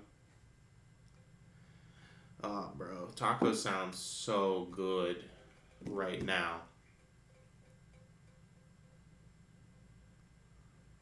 Like, I could just devour a taco 7 days a week with some barbacoa.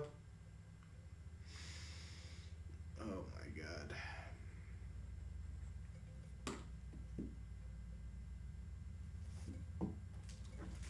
Like, if I could only eat one food for the rest of my life, it would probably be tacos. Because ramen I would eventually get tired of. Couldn't have that for every occasion. What's the weirdest thing you have ate? Oh my god. Iron Meatball knows where it's at. This is a chicharron. Taco is the best hangover cure ever invented. Before D&D, who the fuck is Stacy Henderson?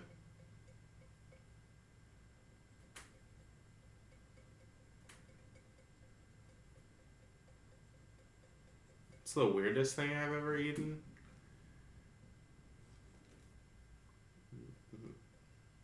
Shut up, bro. You've never eaten anyone. You're 7.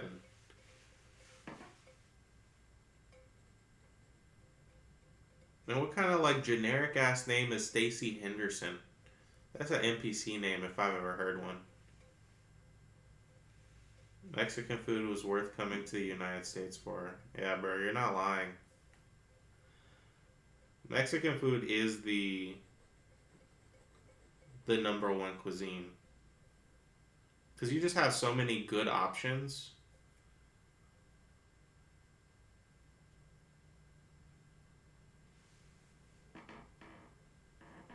Is there anything in Scotland that is on par with it?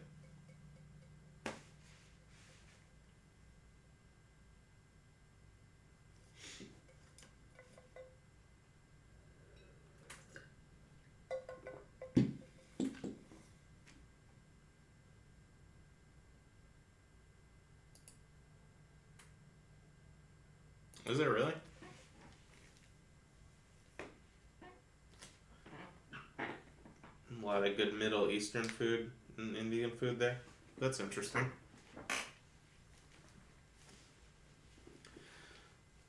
Yeah, Indian and Middle Eastern food is really hit or miss here in the States. At least here in Texas.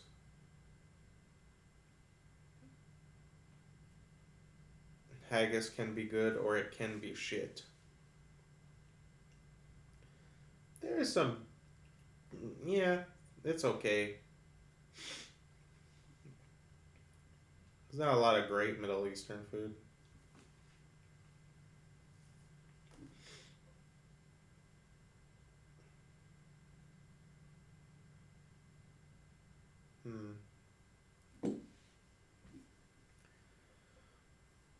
Speaking of weird food, have you guys ever heard of this?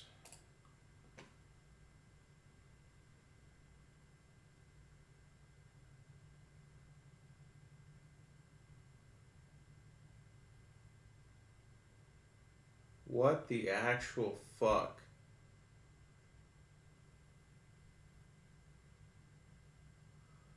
Bro, this is the literal definition of sacrilege. Peas and mayonnaise?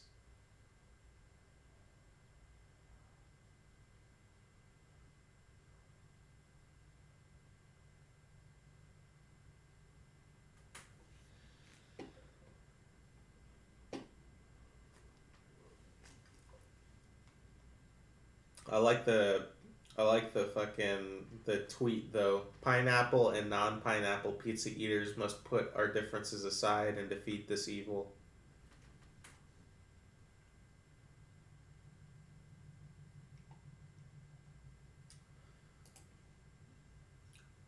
I think we talked about this briefly last time, but what's the split here, guys? Who likes pineapple on their pizza?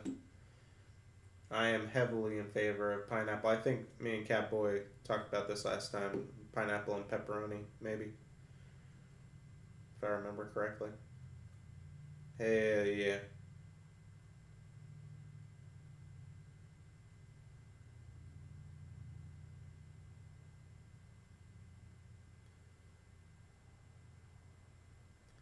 Is the primary colonizer of the region. Britain gets a lot of immigrants from India, Pakistan, Afghanistan. This is true. That's some Minnesota shit right there, yeah. I went to Egypt and they had broccoli in their pizza. What?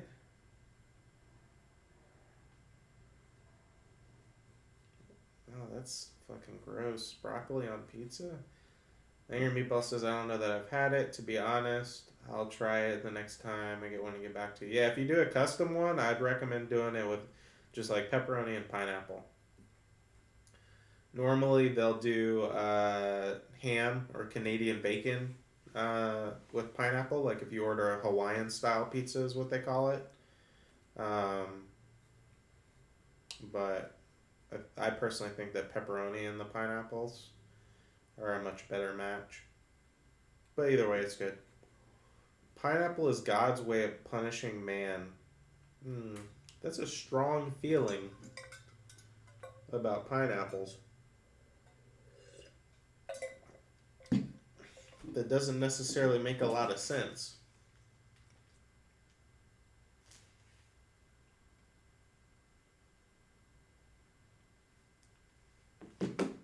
Why do you feel so strongly about pineapple? If you order a Hawaiian from Domino's, it'll also have red peppers. That sounds like it would go good. I've actually done banana peppers with pineapple and pepperoni on my pizza before, which is pretty solid as well. Banana peppers, to go back to the Subway subject, banana peppers on my Subway sandwich? Damn, I fucks with that. Because fuck pineapple. Well, you're 3-1 on that one, buddy. I don't know what to tell you because Angry Meatball currently abstains from a vote. So, think we've got you beat on this one. But banana bread at work, bro? Hell yeah.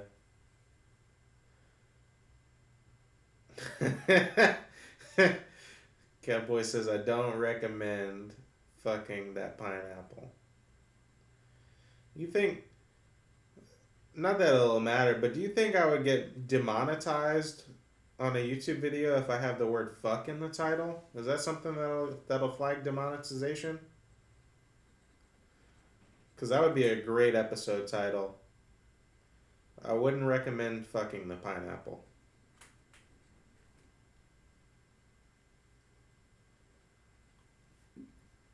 You know, not that the videos are monetized anyways, but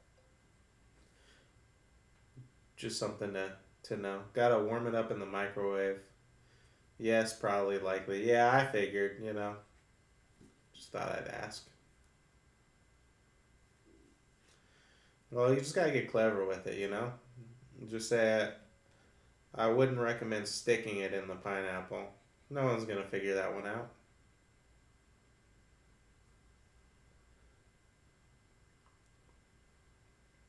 Personalities, you got any monster ideas? You always come to me with great ideas after the chat is over. Yes? Throw them out. Let's see them. The Asawang? What is the Asawang?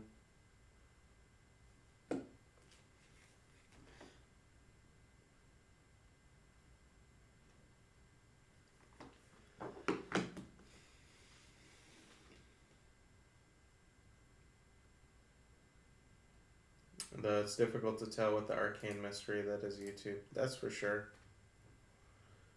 Their monetization rules are so crazy to me.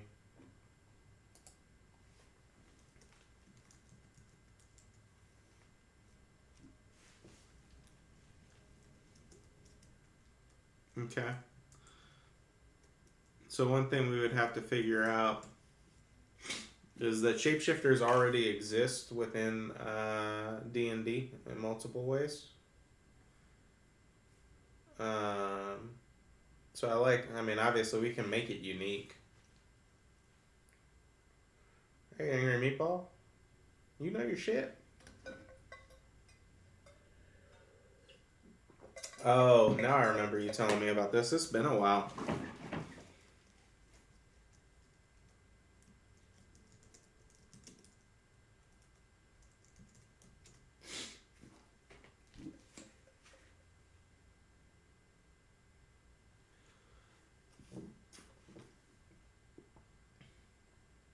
Very cool.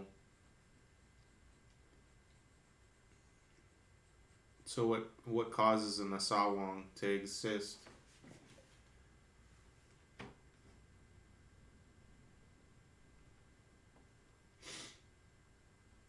It's interesting that that's the name since it's so close to the word for husband or wife. Hey, Chicken Butt 431, welcome to the chat. I'm doing pretty well. How are you doing? It's good to see you.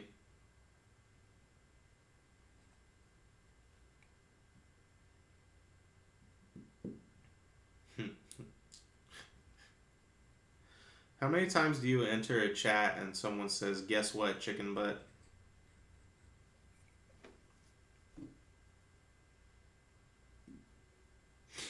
Actually, the manangal.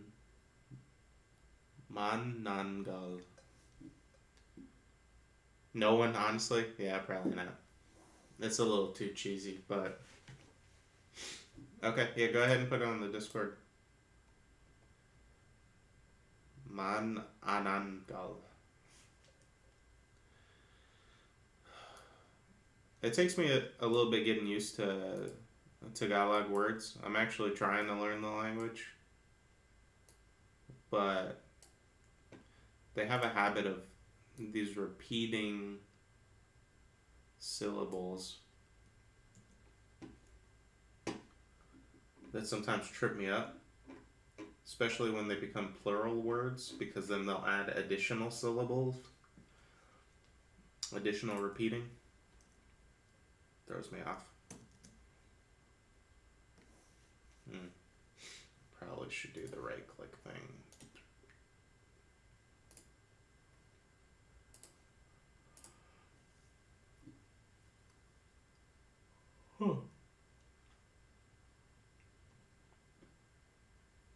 The dreaded Karen. Hell yeah. Let's do it.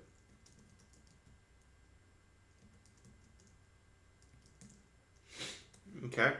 Chicken Butt 431 says, also, RQ real quick, I'm thinking of making a villain. I have a concept to use him. Can I run it by you? Yeah, go for it. Absolutely.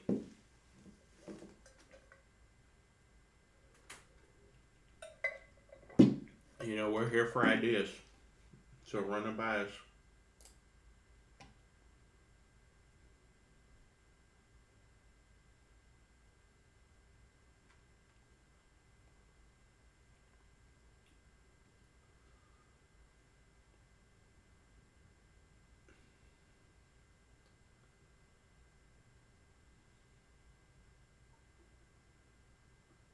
Jesus.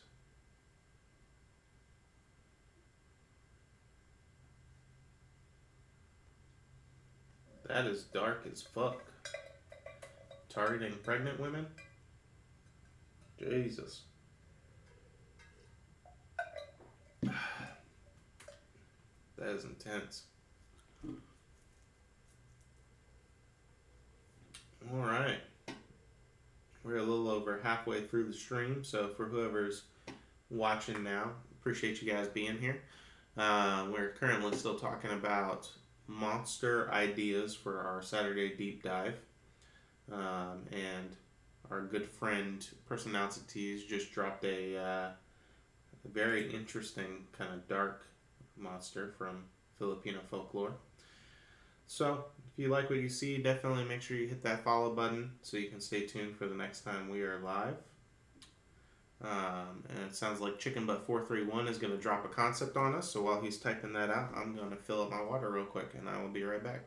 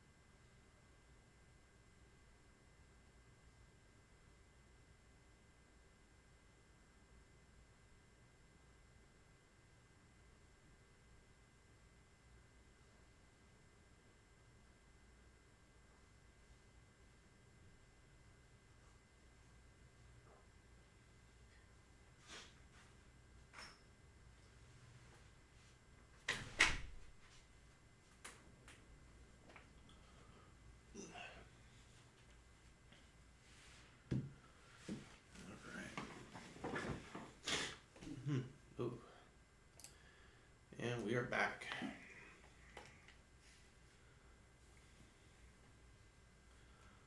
Catboy, tell me more about this dreaded Karen. What makes her so dreaded?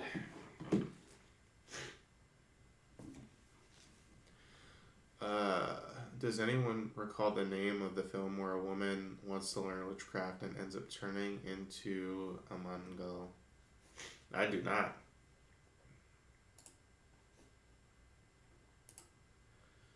Sounds freaky as fuck. You can try to look it up.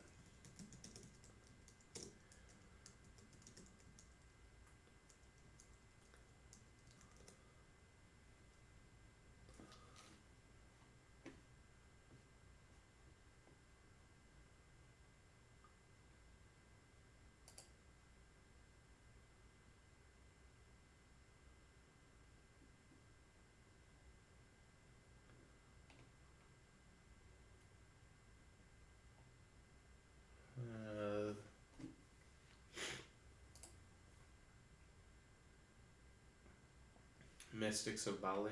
Okay.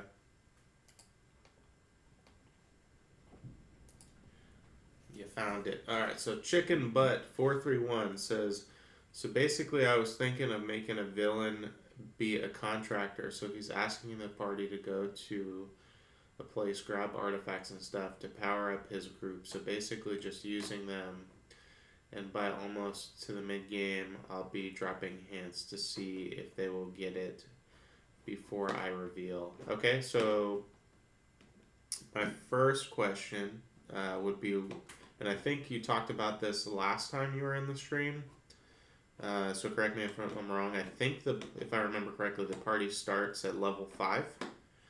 And if that's not the case, what level do they start, and what level do you want the campaign to end at roughly? Doesn't have to be an exact answer.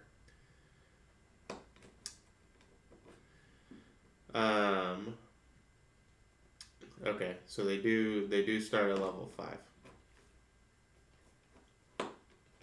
Okay.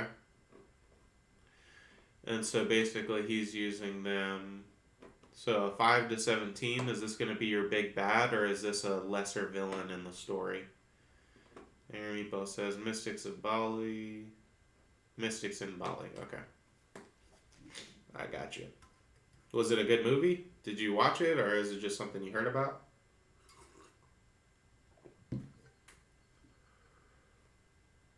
Big Bad and his crew. Okay.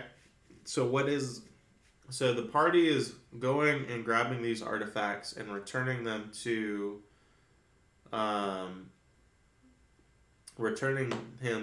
to the big bad. What is the premise as to why they're doing this? Right? That's the first thing to establish, is if you don't want it to be like, if you don't want them to know that he's the big bad or potentially a big bad, what is his motivation in seeking out these artifacts that compels the party to go out and basically be his errand boy?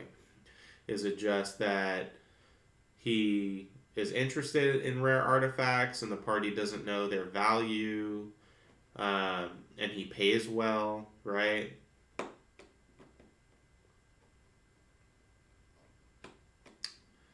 Let's see. Catboy says it's not a good movie, and Angry Meatball follows up with, I've seen it, it's pretty graphic, it's not a good movie per se, but it's one of those not good movies. I gotcha. Like, not good, but still worth watching in a way. Like, he makes up bullshit on what they are actually doing or something to it. Well, you want to have if you want this to be your big bad, he should have a big bad plan. His end goal is to overthrow kingdoms from the side out a lot easier. I think you mean from the outside a lot easier. So, from the inside out. I mean, I feel like the premise has a lot of potential, right? Like, at the end of the day, it's having a concept where your party is effectively fueling the ambitions of the villain is great, but you have to really nail down the reason why, because otherwise you're going to have a lot of holes where your party is going to figure this out right away if they're even remotely paying attention. Because for one, like, so if the villain doesn't have a good reason or a good lie as to what the item is, then detect magic or identify is going to fuck your whole thing up. Because if your wizard uses identify on any of these objects and it doesn't line up with what your boy is describing, then he's dead in the water to begin with, right? Especially if he is truly reliant on the party grabbing these items for him.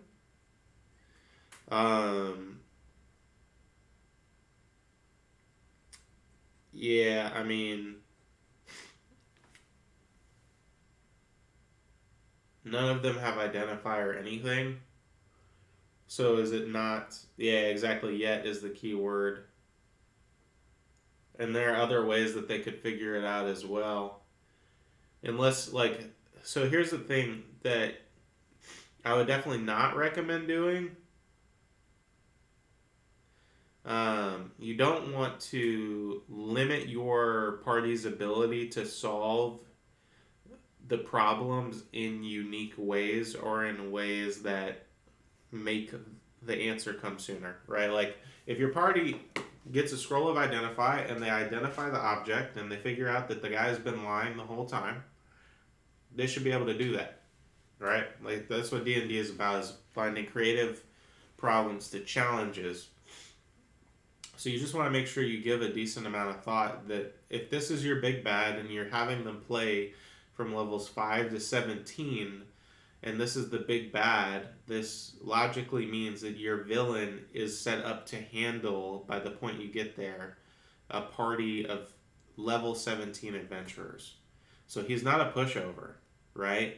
Now maybe the situations that are involved in getting these objects are dangerous, or maybe there's a reason he can't go get these objects himself.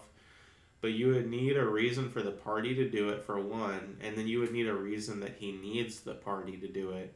Because if he can handle level 17 adventurers, you know, like, obviously maybe he's nowhere near as strong as he's going to be at the end because he doesn't have the artifacts yet. But he can't be.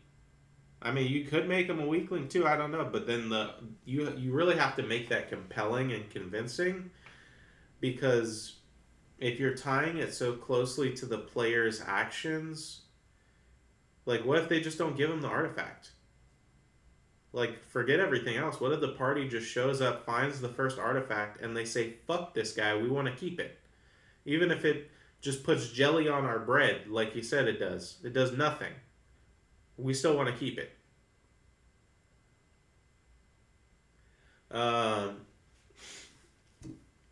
Catboy says, so she is one being who hates people of low social status. She likes to attack defenseless people and if killed, revives a few hours later close to a nearby shop. Oh shit. So yeah, low social status. She likes to attack defenseless people and if killed, revives a few hours. So how do you get rid of her?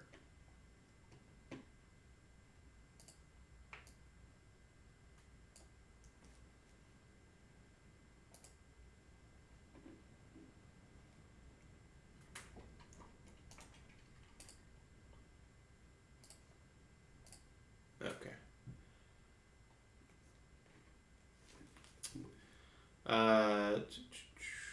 They could pick it up at some point out of curiosity.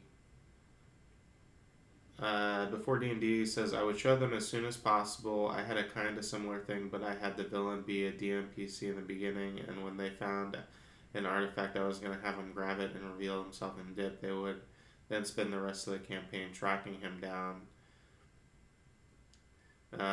Chicken Butt says he has things to do to handle where he is. He can't leave. True, I see what you mean. So kind of to before D&D's point, I would maybe show either show a few cards sooner to make it enticing, right? Or give the players a very compelling, specific reason why they need to do this, right? But the struggle with that is that you either have to railroad them or you have to really know your players enough to know what kind of decisions they're going to make, right? Because that's the ultimate is if you say this is an artifact and you have a group of 5 people, there's going to be at least one person in your group who's like, why the fuck are we giving the artifact up? Like, it doesn't have to do anything, and they'll argue about it. Now, what would be probably easier to run is that they find out that this dude is the villain, but maybe have a reason that they can't take him out of power, right? Like, maybe they're not in a position to, or they don't have enough influence, and this guy has authority, right? So to your point, maybe he can't just up and go somewhere because he's king or ruler, but contractor doesn't really fit there. But if the party knows that he has a plan that is evil and can't prove it, then it becomes a race where then his crew is searching for these artifacts and the party is searching for these artifacts to potentially stop the bad guy. Or even if you're leaving it a little bit more ambiguous in terms of the morality, maybe they can choose to sell said artifacts to him for a price, not necessarily fully understanding the weight of what he wants to do with them.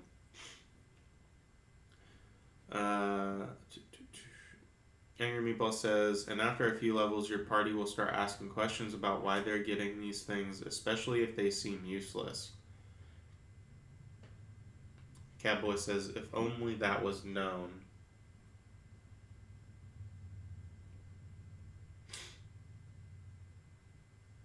Yeah, that's a great question, Angry Meatball. What is his actual, like... So, I know you said that he wants to be able to overthrow kingdoms, but what is the specific... Like, so I guess it would be a couple of questions. How many artifacts are there? What... Do they each individually do something, or do they do something when collected together? And what is it regardless, right? Like, what do they do individually, or what do they do as a whole? Because that's going to inform what his purpose is, right, and how he plans to use it. It would make it the way you save your description so far is if they're useless until you have all of them, right? So maybe he has 2 of the 8.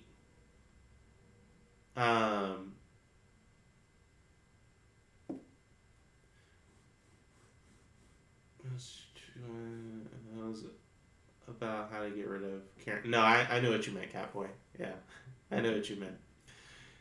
Chicken Butt 431 says, by themselves, they don't do a lot at all. All in one, they are amazing.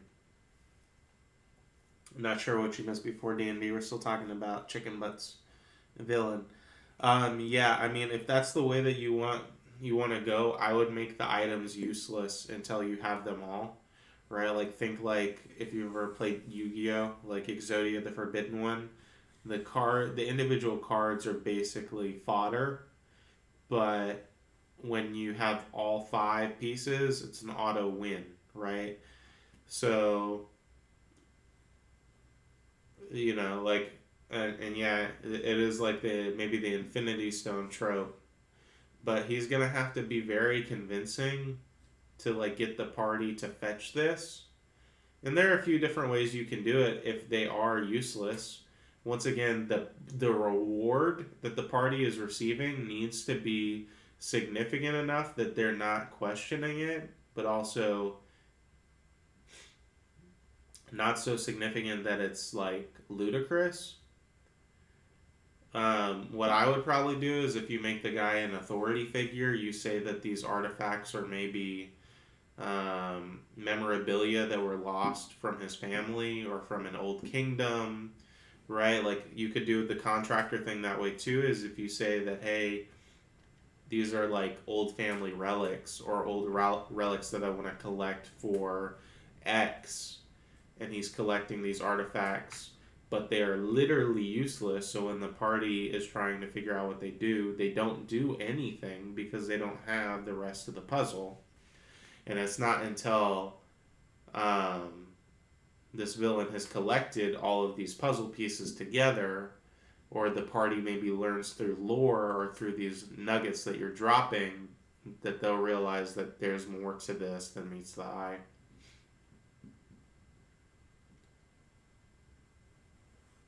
And if he gets the other 6 Dragon Balls, he gets a wish. Yeah, I mean... And that's true. The Infinity Stones are very powerful on their own.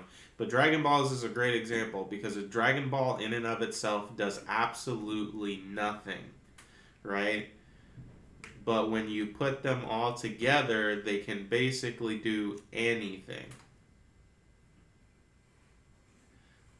And if you have, 7 or 8, that does give a wide breadth of time, right?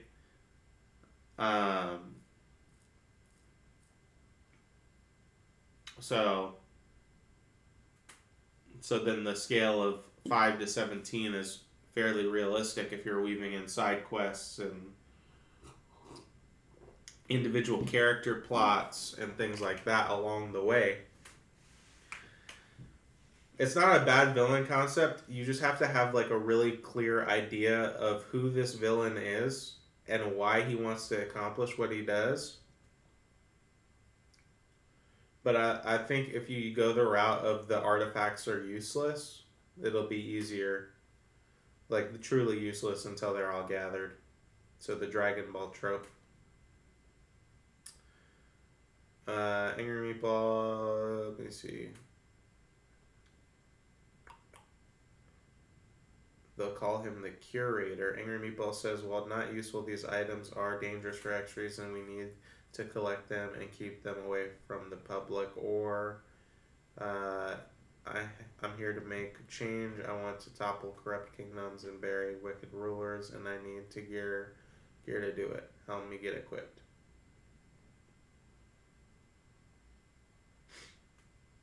Yeah, I mean, also the one thing you gotta keep in mind is you gotta make sure this man has the right stats and preventative tools to not just be fucked by an insight check, He says one thing out of line and the party goes, hey, can I see if he's telling the truth? And then hits you with that insight check. You could be fucked quick.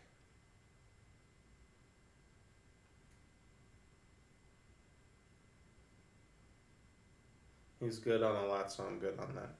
That's good. I think it's a good concept. I really do.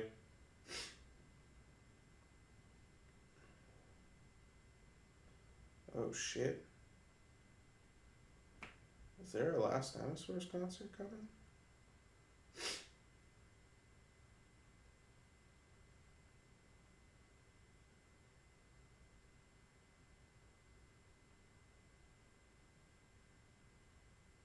Bro, what?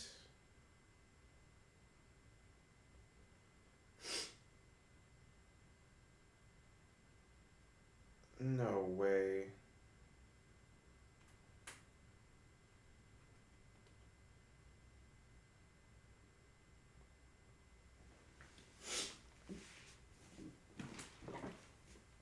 Just a band I really like is apparently coming to Houston. The last time they came was before COVID, and I missed them. And the ticket is only $18. But if you want to go see, what the fuck is her name? Can't remember her name. Olivia Rodrigo is $400 for the cheapest ticket.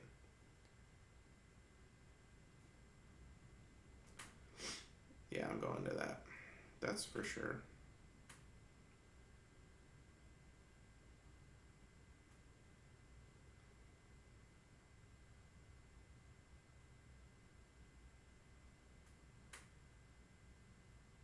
Well, it's through Eventbrite. I can just use Eventbrite then. All right.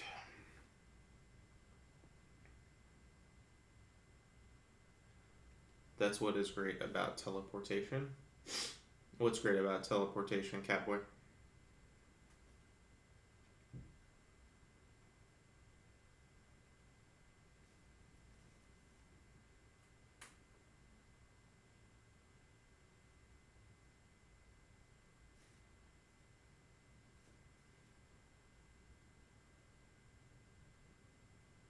Escaping with when being found out. Yes. Always have a failsafe for your villains.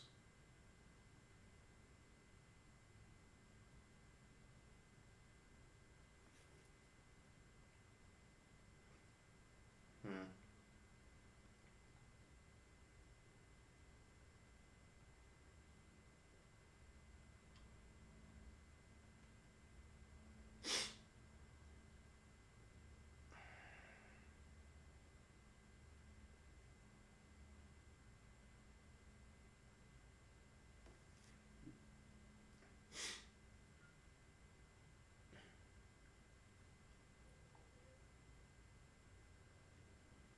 Before D&D says, what about a monster that shares a mind with a humanoid?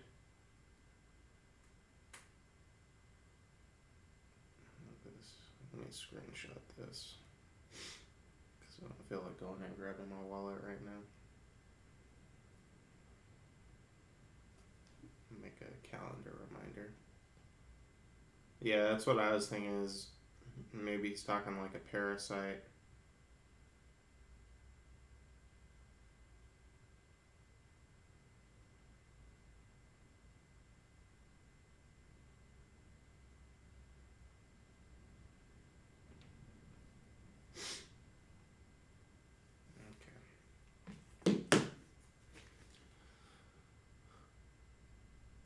And the humanoid always looks like a cowboy, and the monster is his steed.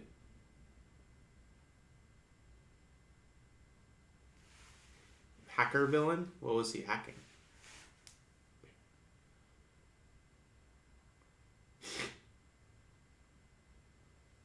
So how would that... So how are they connected? Just telepathically? Like, I guess I'm not understanding what you mean. Like, why is this thing connected to the human, and what benefit or detriment is there to the connection?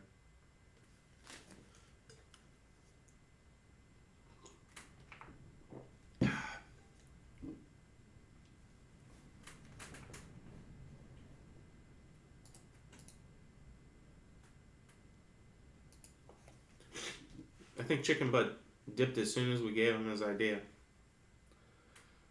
He didn't even say bye. That's fine. We'll see him next time.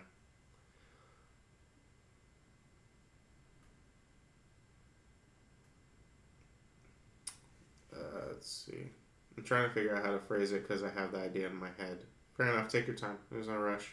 I just want to make sure I understand what you're going for before I give feedback on it. He's done that every time, I think. Yeah, I'm pretty sure you're right now. I didn't notice the pattern before just because it's... Comes in, squeezes us for ideas, and leaves. That's fine. I personally don't really mind it just because it gives us something to talk about, and then, like everything else, the ideas flowing means that it helps other people who watch the videos after the fact get ideas, and it helps me think of things too. So, the dude obviously needs some help getting his stuff off the ground, so I'm glad we can help him.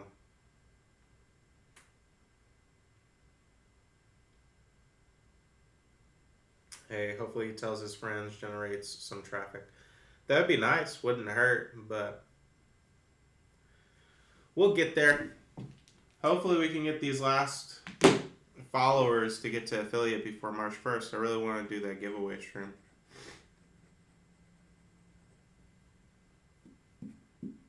But we'll get there at some point. Whether it's in... Well, yeah, actually.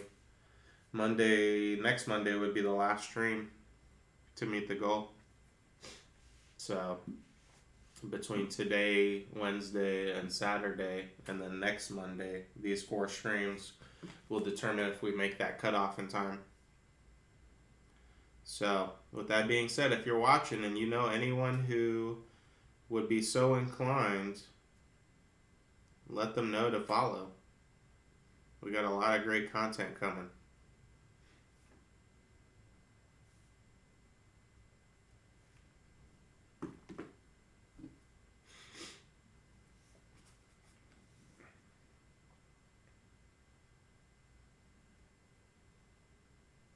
She hacks magical devices. I'm making more of a modern feeling campaign, and canonically there are ways to change the functional parameters of magic items, kind of like their programs.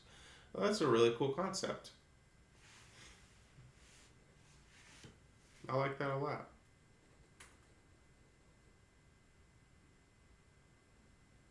So is it something that you do through magic or through a tool? I guess you could say.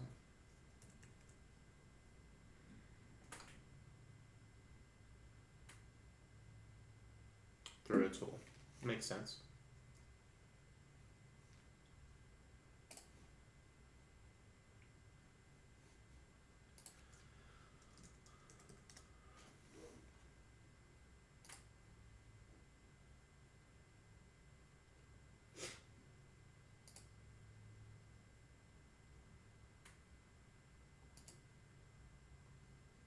You have a name for the tool?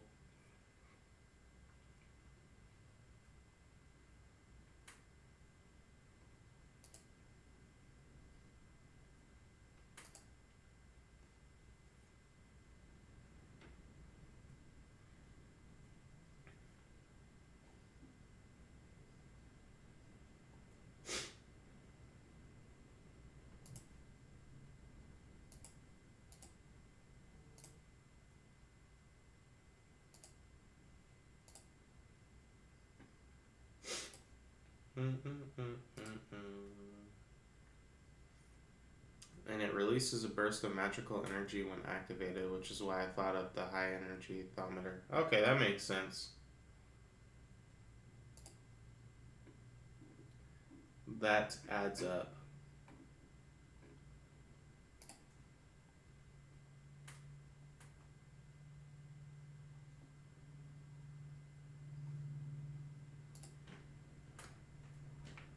Yes, it's called the Arcane Compiler. Ooh, I like that. Arcane Compiler.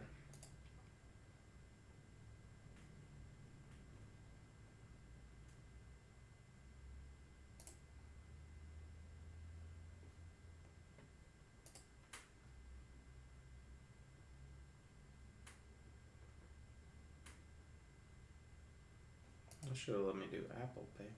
Oh well.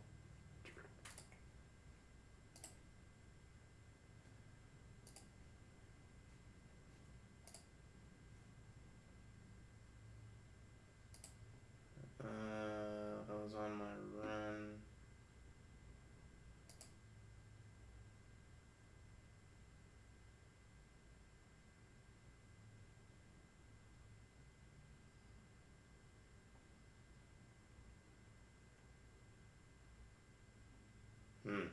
Interesting.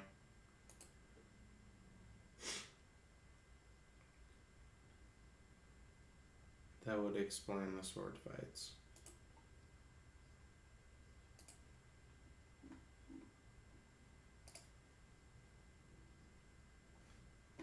Don't think I could never understand.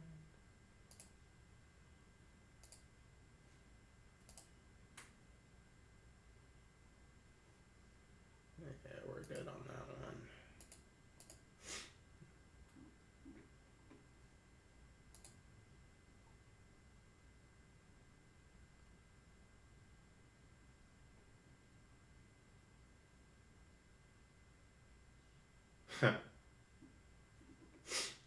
That's funny.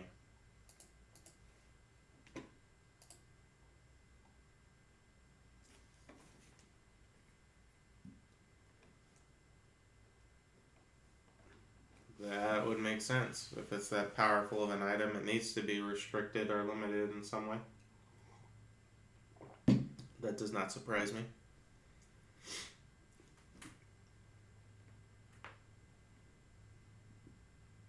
Duragdos. Croatian for soul eater, enthralls the writer and send them to do their soul searching, and it just so happens that children have the most soul out of anyone. And when the writer is eventually caught and confronted, just drops the link and starts a new one. They could even use one of the stolen children that they didn't eat as the next writer.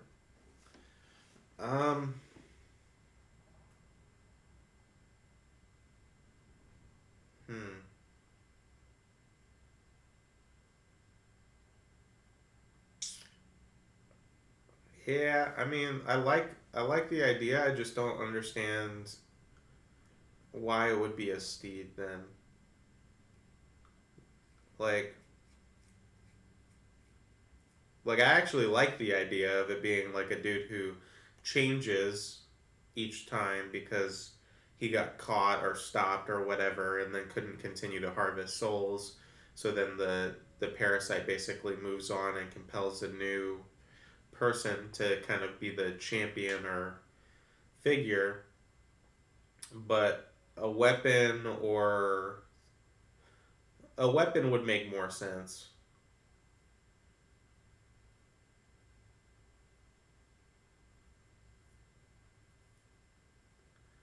So depending on how long they were enthralled, the writer would revert to their child mindset because it was the last time they were them. Well, so you're saying that regardless, the person would revert back to who they were when the connections dropped. So they'd effectively be a unconscious bystander. Yeah, I think a weapon or an artifact that's cursed would make more sense than it being a spirit. Um,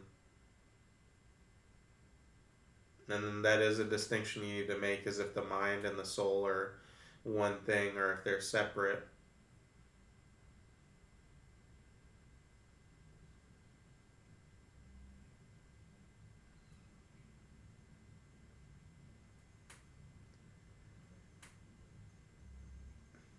It wouldn't eat the soul of the one it trapped, it needs it as a scapegoat.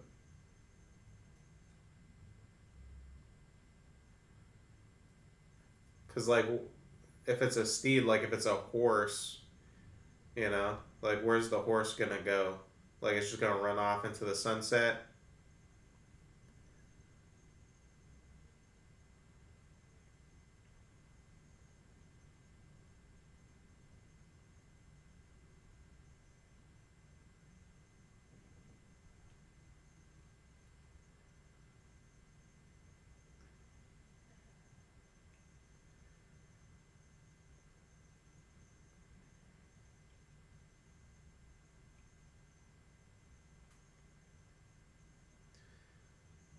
Cowboy says, I also have another way to hack devices, but can only allow for very minor things like changing the color of magic lights.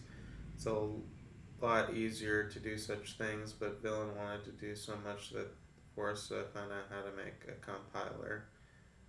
I gotcha. I mean, even for those small things, it's really cool.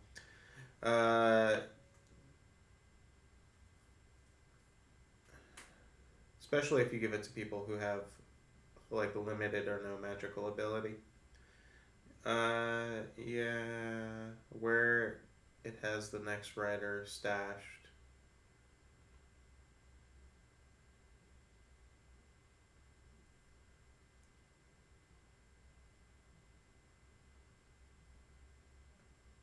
Yeah, and that kind of goes to the crux of like Angry Meatball's point is really solid for two reasons. Not only would it make more sense if you're like trying to target it as the thing abducts a child and then uses it to steal the souls of other children, something more traditionally kid friendly makes a lot more sense. But also, the animal shouldn't be riding into battle with this stolen person because it defeats the whole point. Because not only, like, you're risking the creature is risking itself by riding out there. And if anything, like, because it's a telepathic or connected link, then you really don't need to have them be together for the link to work. So the animal wouldn't be stationary or behind the scenes. To everyone else, it would be the rider that is doing the kidnapping, and they would kill the steed. Wouldn't kill his steed. But, so, once again, this kind of goes back to Chicken Butt's point, right? Is anything that we come up with, assuming that you're going to put it in front of a player, it's a clashing concept. Because, right, like, imagine, you're my party, you're one of my players. You think you guys wouldn't kill the horse? Right? Like, you think your party members would hold back and not kill the horse? Even if it's not intentional, right? Like, you're assuming that the horse just wouldn't get hit, wouldn't get shot by an arrow, by a guard, wouldn't be attacked by a party member, right? Like, this creature's whole setup conflicts with the idea of risking itself. Angry Meatball says you have two clashing themes: a cowboy and a steed, and an animal eating children's souls. Each of those ideas are good on their own, but I don't think you need to put them together. Exactly. And this is the thing I always tell you, man, is like, you take one or two good ideas and then you put too much into it that doesn't, like, it doesn't actually interconnect anymore. Like you could do the cowboy steed thing, which is like a Ghost Rider type deal, where, like, he steals souls. It's not specifically children's souls, and he runs around stealing the souls. And then eventually, when he gets captured, right, you make it a weapon or a tool, not a creature. So then that weapon or tool isn't as likely to be risked or destroyed. And then you can have it be something like, because it's a cursed object, it calls out to the next rider, right? So maybe the guard captain who captured the last Ghost Rider, right, just to use something simple, ends up taking up the mantle inadvertently by taking the item. Or you have, as a separate thing, the rabbit, the dog, the cat that strolls through aimless towns, finds a child, turns it into its henchman, uses it to then get other children and steal their souls, and then eventually sets off to continue down its path.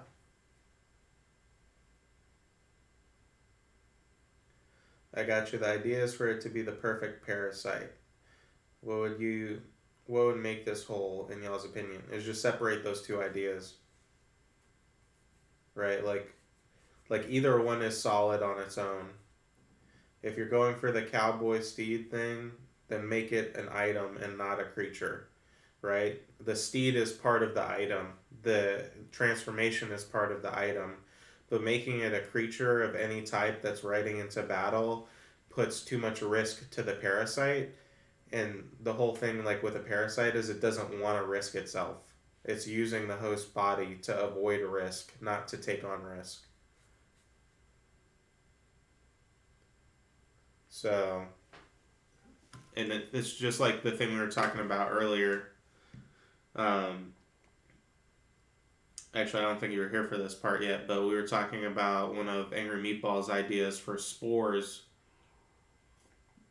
that infect people in order to spread, right? Like, a parasite doesn't have to be malicious in intent, right? Like, soul stealing is kind of malicious, or sounds malicious, but you have to remember, from the parasite's perspective, its ability to live is based on the fact that it is being parasitic.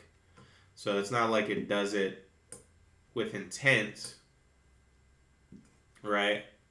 So that would be the difference, is a parasite does not necessarily do things to be a dick. It does things because what it does allows it to survive.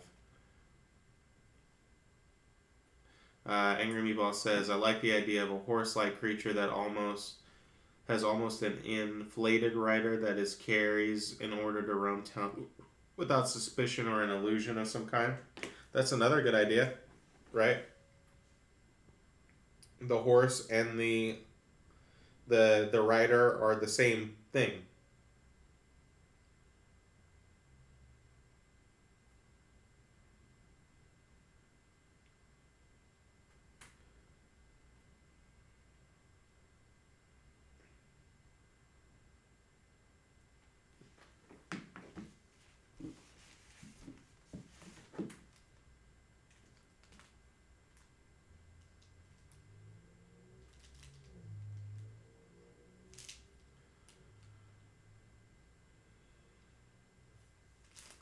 Damn.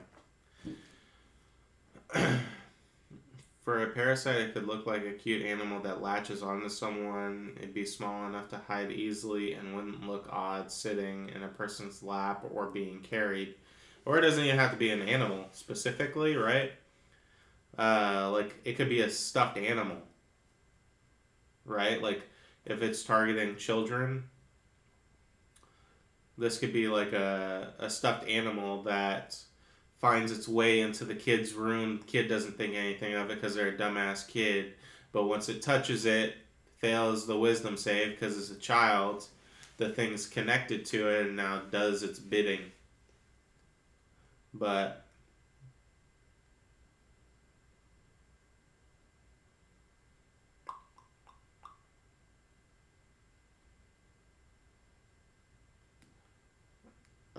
let's see. The parrot that slowly drains the life of an entire pirate ship. The crew thinks their shipmates are dying of scurvy.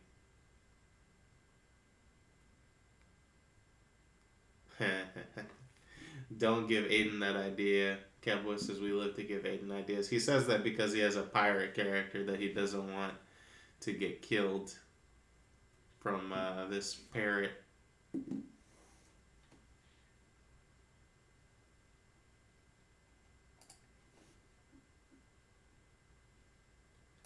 Let me put some of these on the list.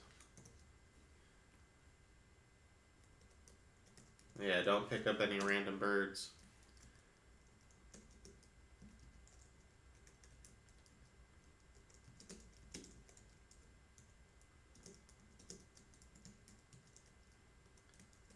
not a parrots, pirates. Jesus Christ.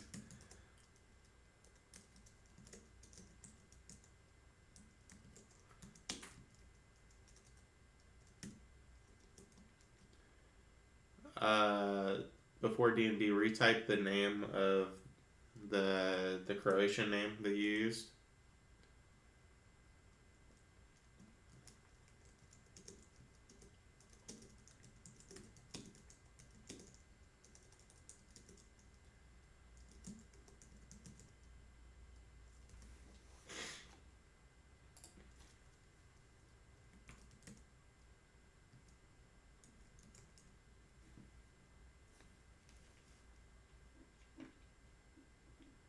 Cool.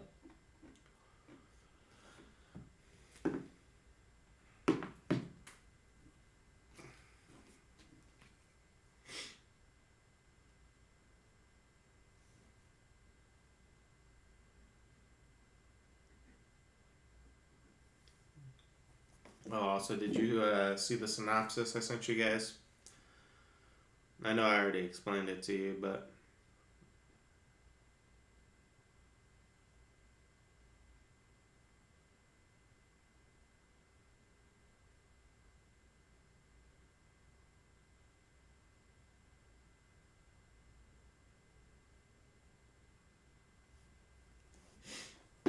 yes, to before D&D.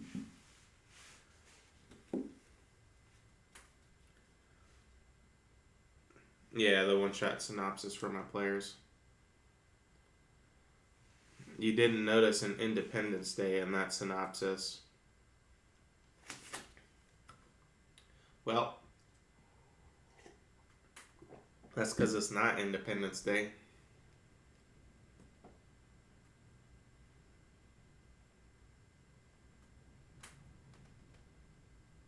I am unavailable the 4th. Are you actually? Okay. I was gonna say maybe the next Bigo Tegra session we do, you're gonna have a parrot.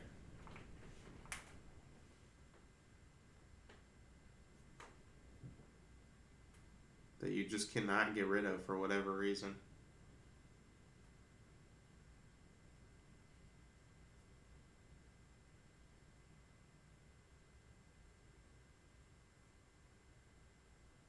What time is it? Yep. In our last hour, last 50 minutes. We're heading towards the wind down of the stream, guys. So if you have any ideas for monsters or also tavern games, I could use some tavern game suggestions. Or anything at all, feel free to drop them. If you're not one of my regular folks and you're here right now, I appreciate you stopping by. Feel free to hit that follow button, get subscribed, so that way you can see the next stream. But yeah, I'm just going to keep jotting down some notes for now. This one shot's going to be so good, though. We're going to stream the one shot? Probably not. I don't think we have the equipment for it. I definitely don't have the money to invest in the equipment for it yet, which is something we might do as we get closer to the campaign. Yeah, it just doesn't make sense to put so much energy into it when we have other things to focus on. And then we don't know when the next one shot will be. So I would rather wait.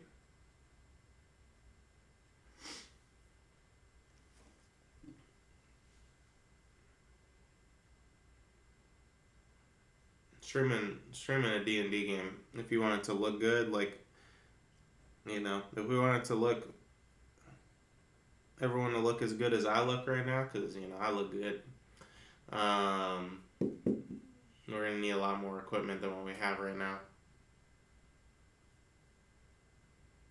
We can talk about it, though. We're going to have a production meeting tomorrow for the podcast. Start figuring some stuff out.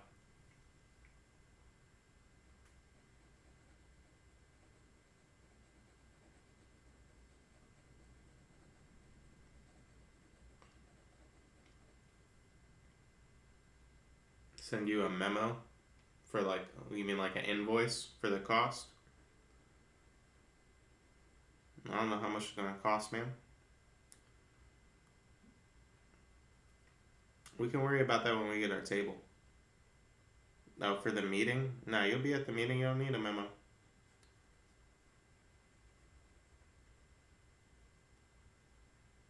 I'll have my assistant put it on the schedule. Oh, you have an assistant now. Is that Stacy Henderson? Or whatever her name was? That super basic name?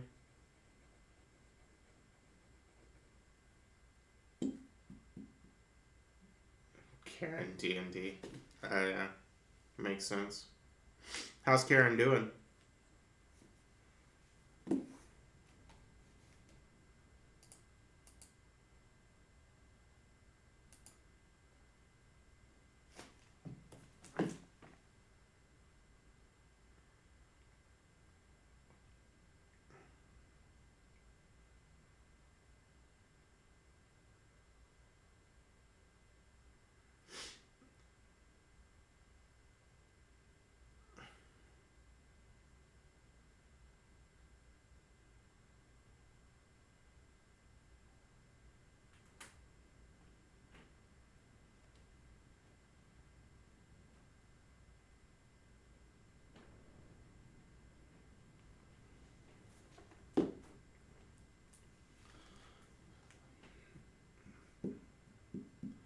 I just want you to know before D&D that, unfortunately for you, whereas I may have fallen for that under normal circumstances, one of my good friends has used that same exact joke too many times for me to not immediately look at that word and think of what you're about to try to say.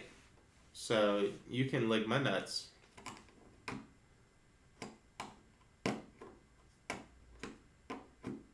Nice try.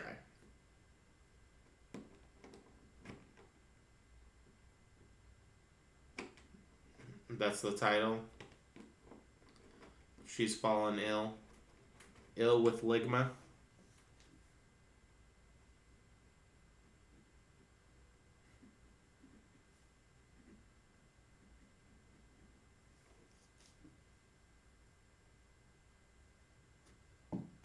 I like ill with Ligma because there'll be plenty of people who look at it and wonder, Ligma what? Ligma nuts. It's so childish.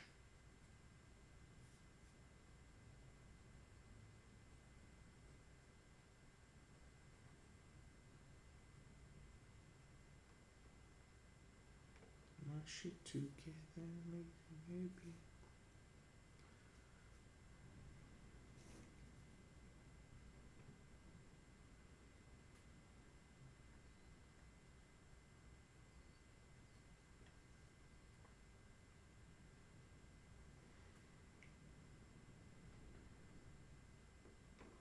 Just what I would expect from before D&D. Yeah, there's no reason to expect anything different from him, unfortunately.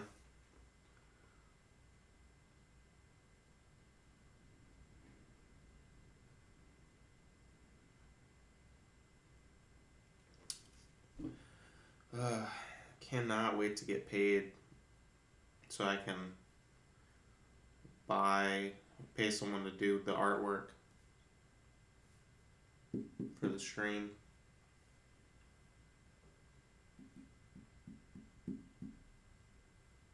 I really want someone to draw that character.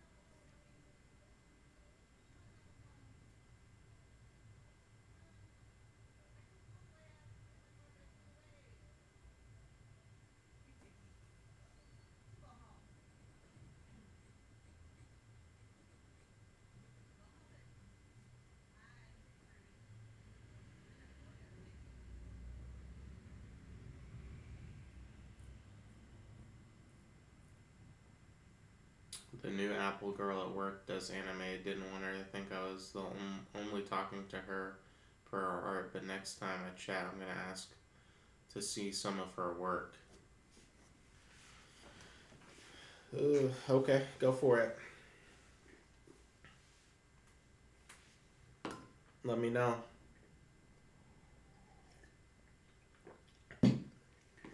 What is an Apple girl? She's we work at a tree shop. No, someone who works for Apple, the company.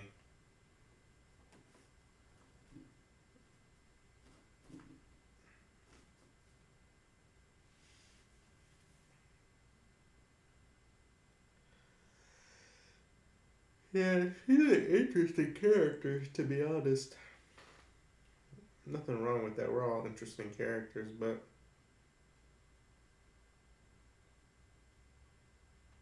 and she is the heir to the Johnny Appleseed fortune. What is the Johnny Appleseed fortune? Is he rich? You're some sort of technology gremlin. That's a pretty good description of him. A gremlin is pretty apt.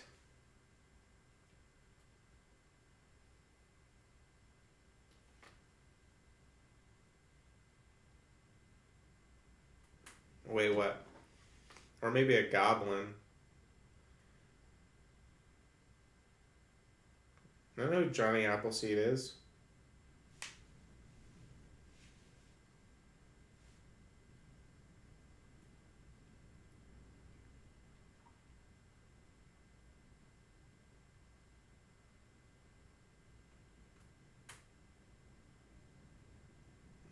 big his fortune is, though.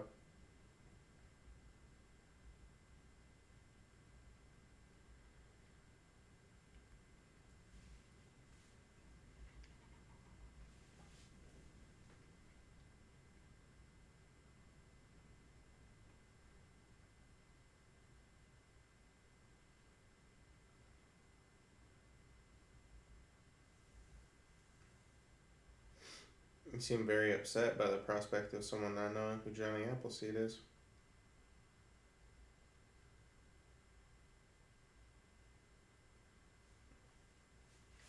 D&D needs a CR20 plus legendary bug. We don't get enough bugs. What bug would you use? Let's create it then.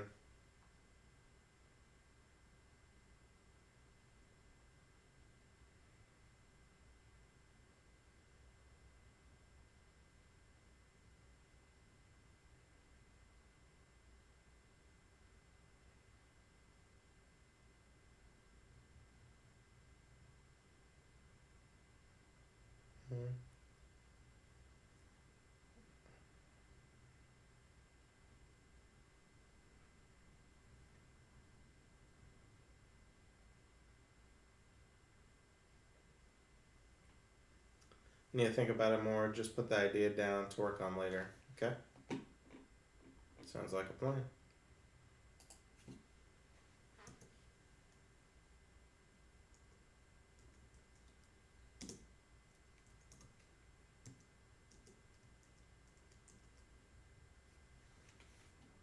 What the fuck?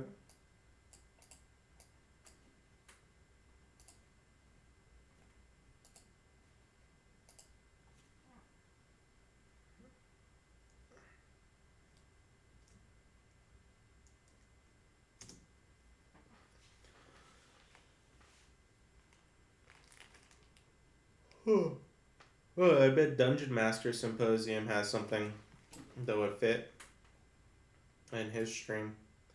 Maybe I'll stop in and ask him one of these days when he's streaming.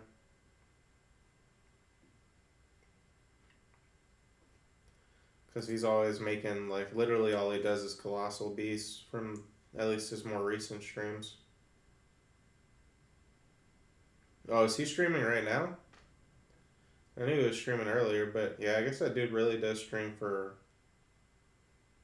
hours. Jesus Christ. I could not imagine. Like, I love talking to you guys, don't get me wrong. But I could not imagine doing it for 9 hours straight consistently. 9.5 or, oh God. Hey, it's True Blue. How are you doing?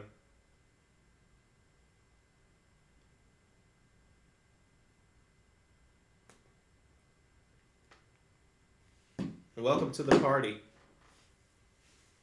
You know, it's we got a little over 35 minutes left. So we're getting to that wind down portion of the stream. But we're still taking ideas for both tavern games and monsters primarily. As always, feel free to throw out anything, but it's good to hear from you. Hope you're having a good day.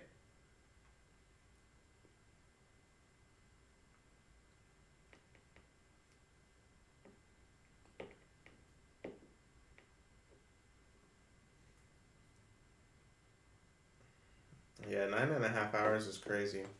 Like, I would understand if that's like a once in a while kind of stream. Like, I might do that once, but every stream, 9.5 hours? I hope that man's eating.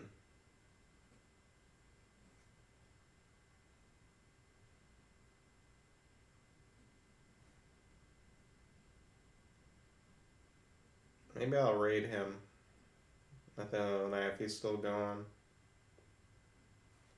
Makes sense. He follows the stream, friend of the stream, Dungeon Master Symposium. I'll raid him and say hello if he's still up. Raid him and tell him to go to bed. That's what I'm going to do.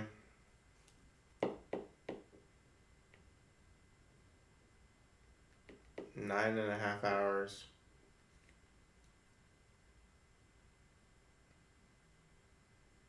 I followed him, so I'll let you know if he's still going. Yeah, just let me know once we get to that time. If he is, then we'll go ahead and rate him. He deserves it.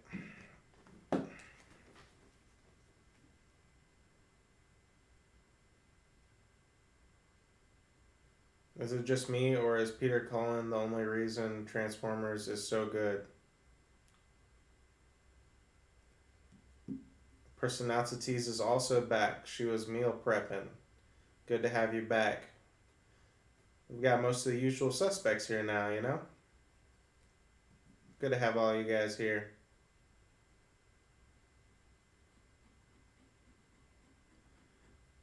What did you meal prep? What'd you make? Whoa, since when is everyone a mod? Since like an hour ago, actually. 2 hours ago, maybe. On a whim, mostly. Yeah, we had some guy come in and, or a bot really come in and try to advertise something. Whoa, Alyssa Duarte, 00. It's past your bedtime, but gang, welcome to the chat. But yeah, basically a little bit earlier, someone came in and dropped a link trying to sell me followers, and I had been meaning to add mod privileges for certain people. Let's see.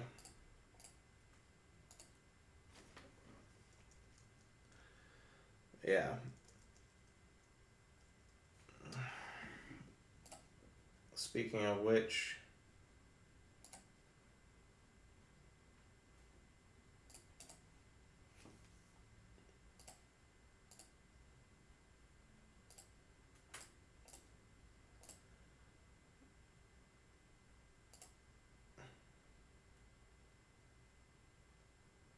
there you go. I'll give you a little symbol right there. Now we have more moderators than we will probably need for, I'd say, probably a year.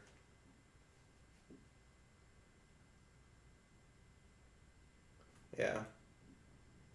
Yeah, now we have 7 mods, making me the 8th. Like I was saying earlier, it's True Blue. It's not like, don't think of it as an obligation. Just obviously, if you're here and something's going down, like obviously this is the first time that we would have even needed a moderator was today.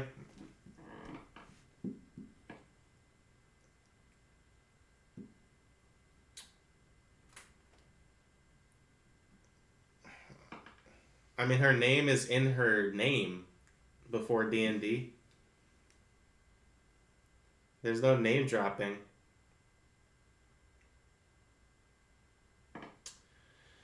I still have only 1 active mod. I had 1 active mod, and he wasn't on his mod account when I needed him. So,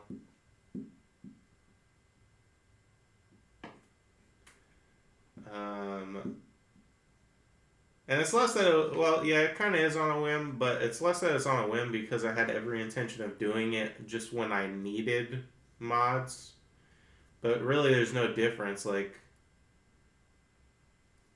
if you guys have mod privileges now versus in 2 months, it doesn't change anything. At least I don't see what it changes. So, and like I said, if you guys help out when the situation arises, I appreciate it, but I don't really expect us to have a lot of situations where we need moderators.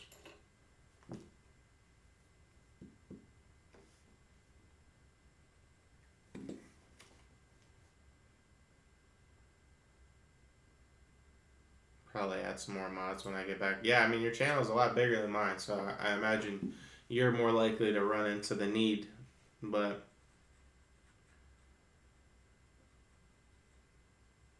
we're getting there, though. If someone's trying to sell me followers, it means we're getting somewhere, right? Hit 500 followers last week and you haven't streamed in a month. Awesome job. Killing it. Tell some of those guys that if they want to watch somebody in the meantime, they can come over here. Monday, Wednesday, Friday. We need just under 15 people. The key is to make friends.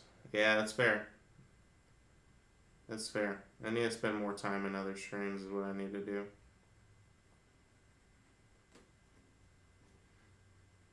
I'll try to do that tomorrow. No, Wednesday. Actually, I got the podcast tomorrow.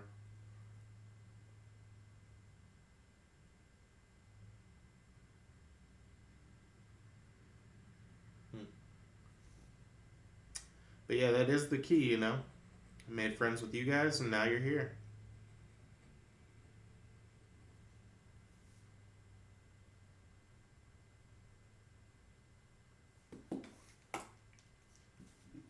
What a nice little jump and count. Just all random. Everyone shows up in the last 30 minutes of the stream. Well, for all the newcomers, thanks for joining. If it's your first time here, welcome. We make great D&D and role-playing game, world-building content here. Right now we're currently working on monsters and, well, primarily monsters, but also tavern game ideas if anyone has any. Feel free to throw them out in the chat. If you want to sit back and listen, that's fine too. But if you're not already following, hit that follow button. Click the link and join our Discord so you can talk to us while we are not live on the stream. And for all of my regulars, thanks for being here once again. Y'all are great.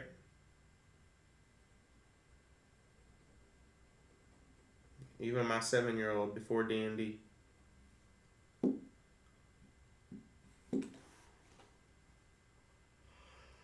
Whew.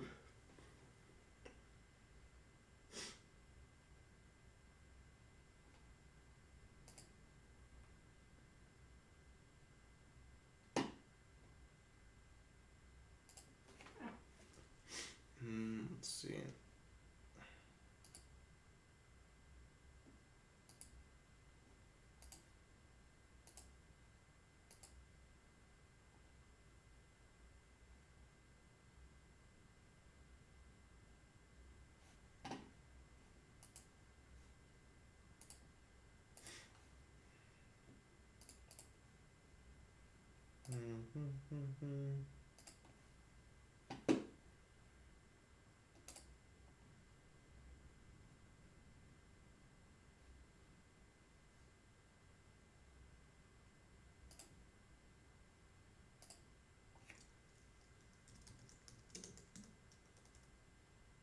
Oh, nice. I'll check those out in just a second. Thanks for doing that again.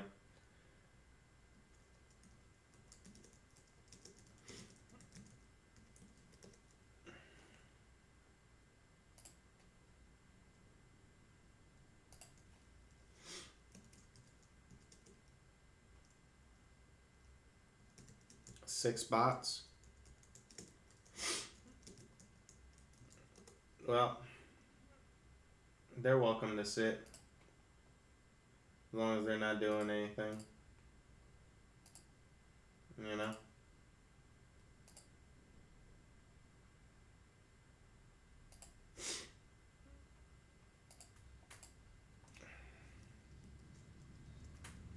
No, none of these have been installed by me.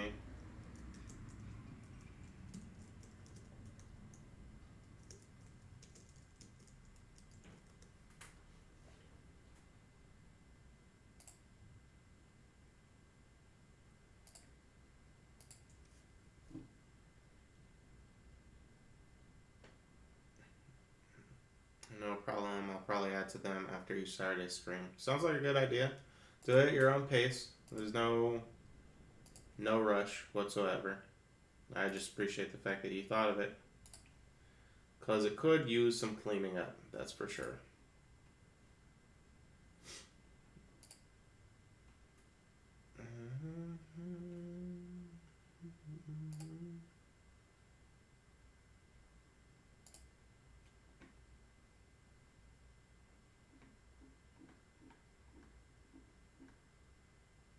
Oh, shit.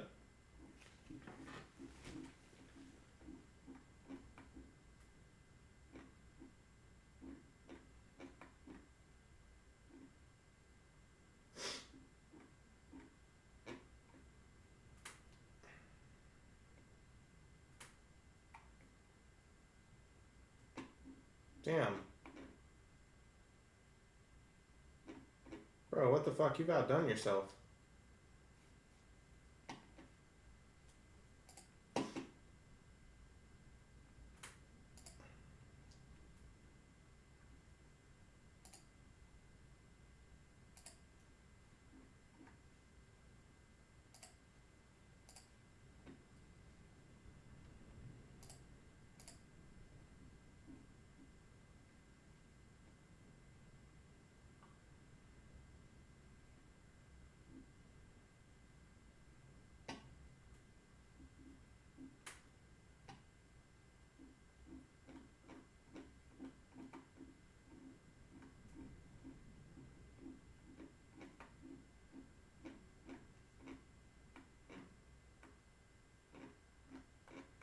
Bro, this is so cool.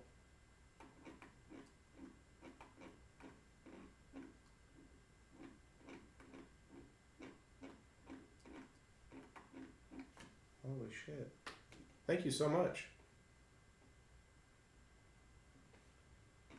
Yeah, I noticed that. There's no problem at all. That is badass.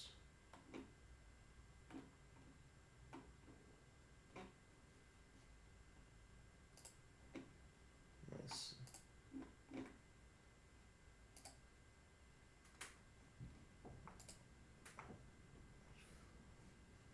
Wow. Yeah, y'all should go check that out.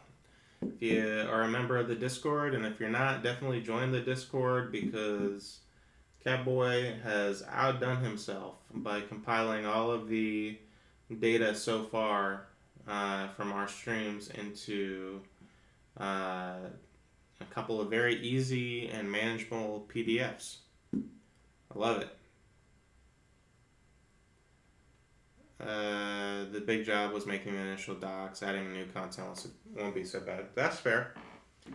Yeah, doing all 9 streams up to this point would be a lot more daunting than adding a few every now and then, but yeah, that's awesome. Thank you so much. I don't even know what to say. Like, that's insane. Organization is my specialty, I can tell. I can absolutely tell.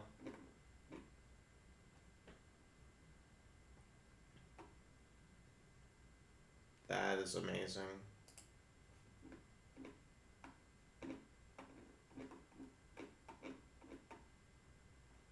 Like all the stuff we've come up with just in one convenient doc.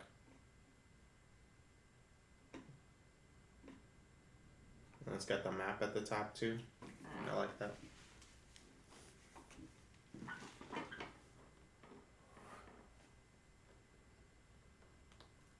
Oh, cool. Well, if you needed another reason to join the Discord, you got it right there. Because this is one clean ass document.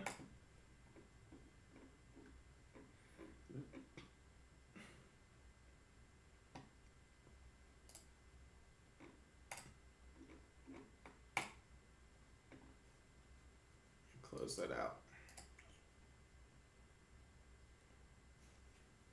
It does.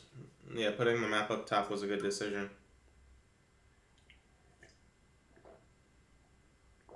For sure. It looks great.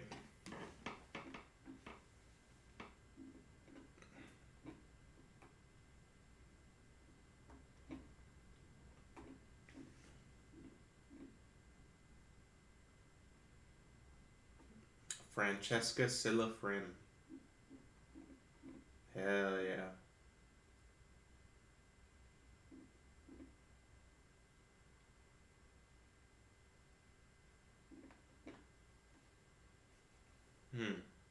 Wow. I think we're like at peak. I mean, maybe these are all. I don't know. I'm sure a few of these are bots, but either way, we're at peak viewers right now. You guys all showed up towards the end of the stream. I appreciate you nonetheless, but thanks for being here. I'm still speechless over this though. This is crazy.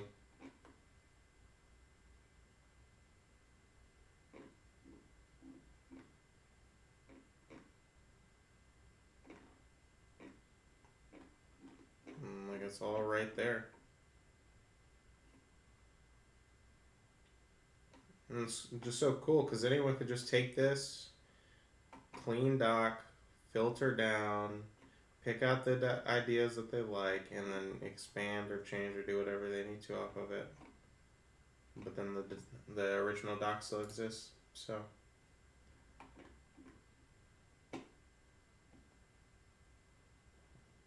that's pretty epic. 24? Huh. And the Discord is growing. That's cool.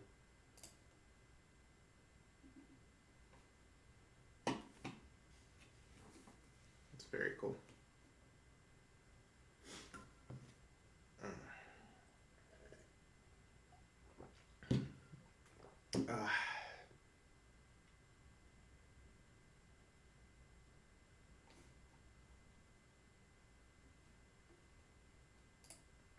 All right.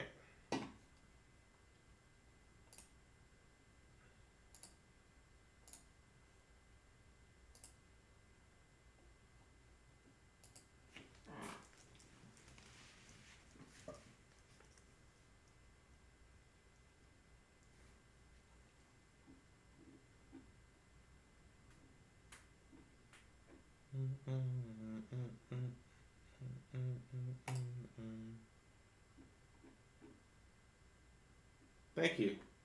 For sure. You clearly put a lot of work into it, you know? So I really appreciate it. It's like a great idea.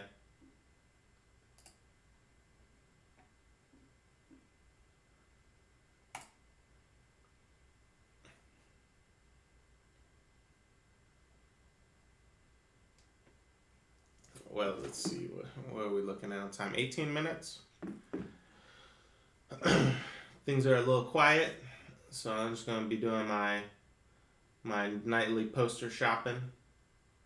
Looking at what other posters I'm going to add to this wall.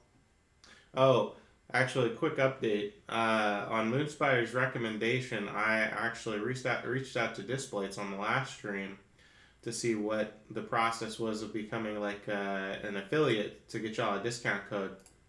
And Displates kindly sent me an email back telling me to fuck off. I'm not surprised, but that's just pretty funny. They basically said that the demand is so high right now that they're only taking select partners, which I'm not surprised at all.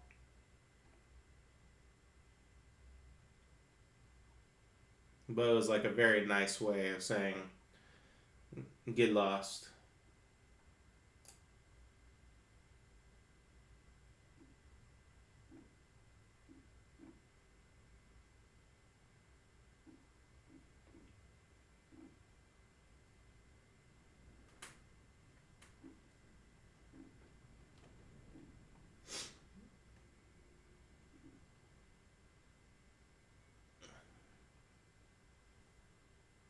As expected, exactly.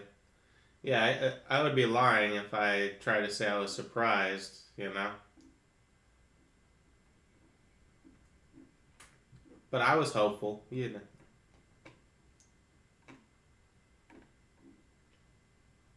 Maybe it was too much to hope for. One day though, we're gonna be so big that this place is gonna be begging to sponsor us. And I'm gonna say, nah man, you had your chance.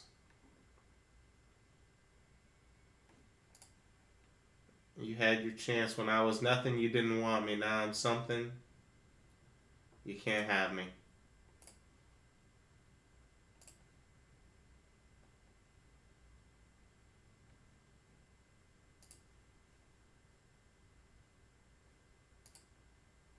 And that's the moral of the story, guys. If they don't want you when you're nothing, they don't deserve you when you're something, you know?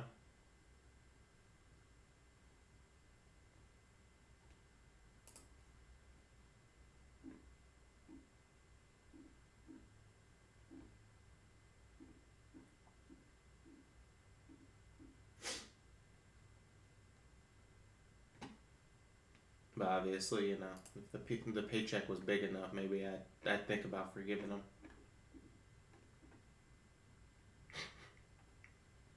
As if.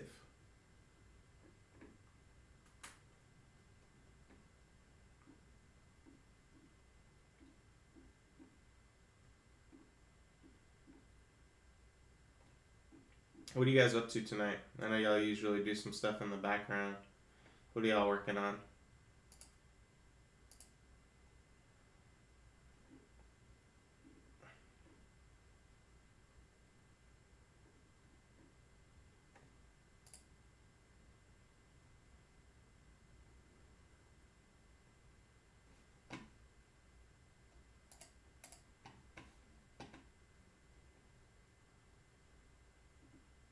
Devastation Beetle. Jesus Christ.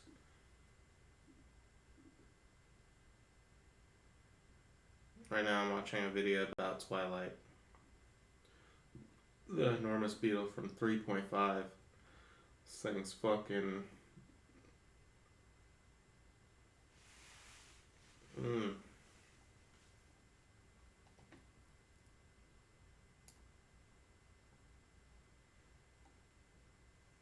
Is it true that 50 Shades of Grey was a Twilight fanfic?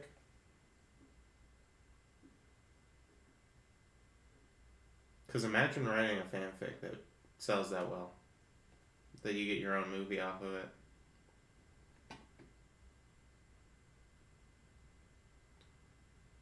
it. Team Edward or Team Jacob, back what I miss.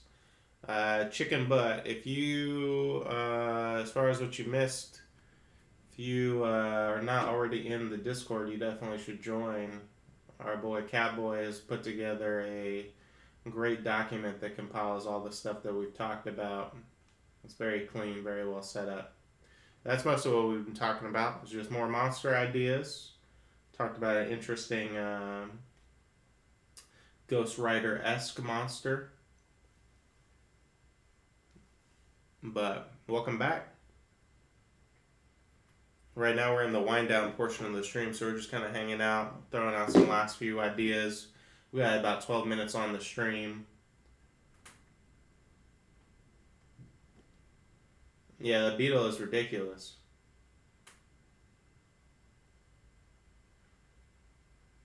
$25 D10 plus 4 on the bite. Hell yeah. Why not? Why doesn't it do 25 D10? 25 D10 plus 24 for a max potential damage of 274 damage. What the fuck?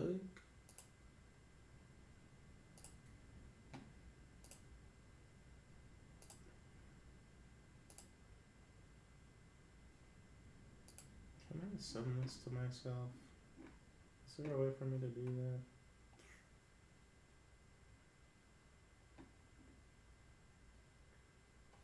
Yes, there is.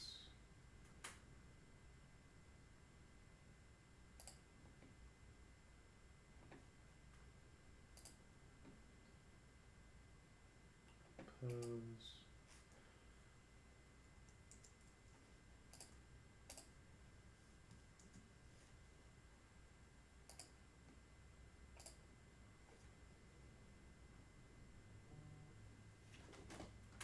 Let's see if that worked. Let's see. Angry Meatball says it's terrifying in a beautiful way. This isn't a thing that can be translated directly, so obviously, but it's a concept I'd like to play around with. The fanfic was called Masters of the Universe. I mean, there are creatures above CR20.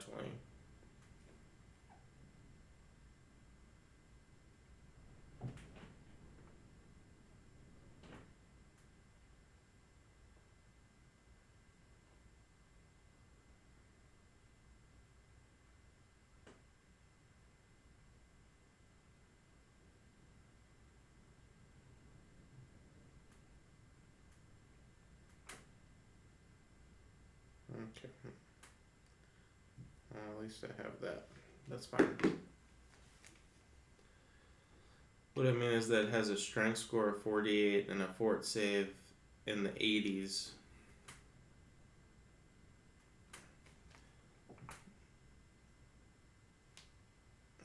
Yeah, I mean,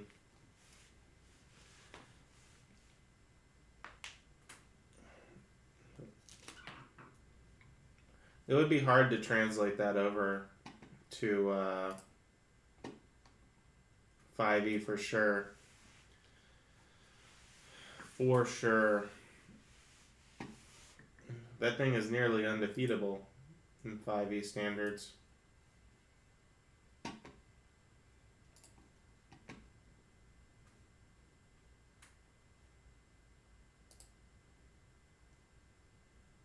That's why we don't translate, we take inspiration or make our own. And there you go. That's the key. You're not wrong.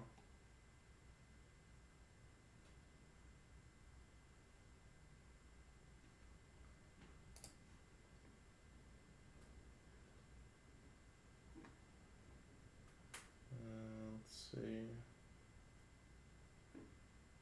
This guy clearly likes bleach. Even for PCs, there was no cap?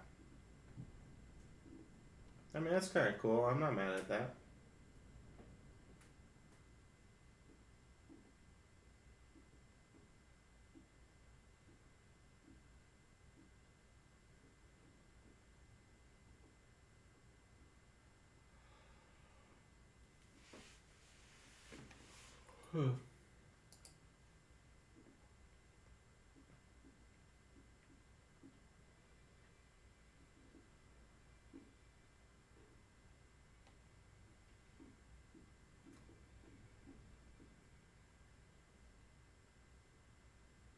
Why would you need a cap? You're an adventurer. If you live to get to those levels, nothing should be able to hold you back. That's fair. You only got 1 point every 4 levels, though. I mean,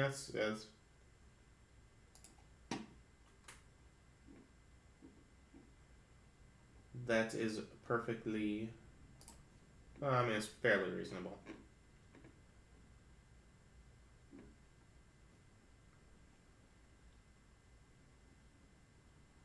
Stats didn't go up from levels that went up from magic items. Was a attunement thing, like having a limit in terms of the number of slots you could use for magic items. Or no, not really.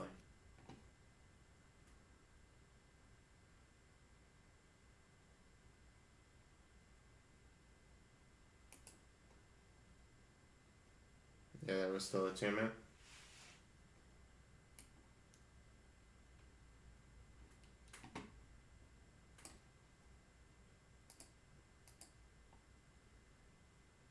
The limit was body slots. How many body slots did you have?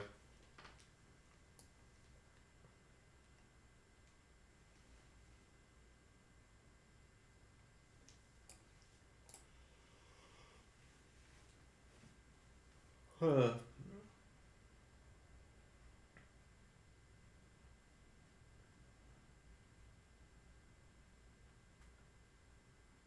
Chest, head, rings, arms, feet. Okay. Maybe a necklace.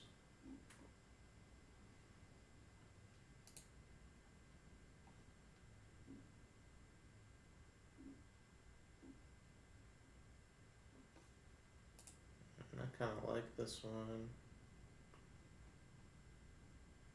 No, never mind.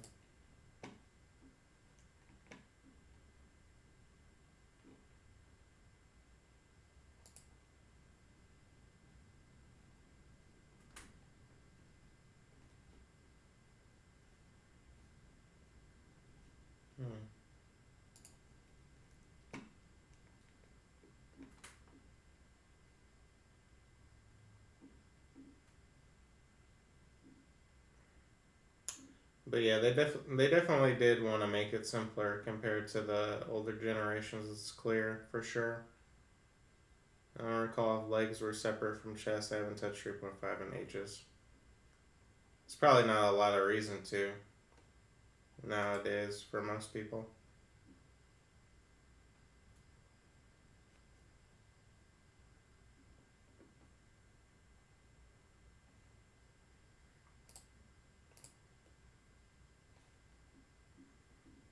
Yeah, I wonder what kind of changes they're going to end up making for 6E when it's all said and done. That will be interesting.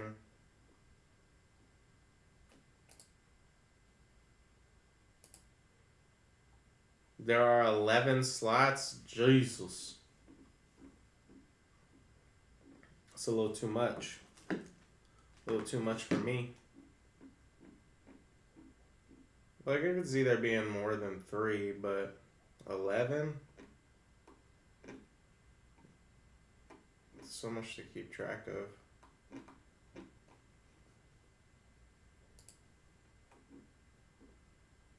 Like at 11, you know, like obviously if the magic item balancing is totally different, it could be fair, but still. Like it gets to the point that you almost just shouldn't have a limit. Because it's complicated for the sake of being complicated at that point, in my opinion. Like having 11 items you have to keep track of.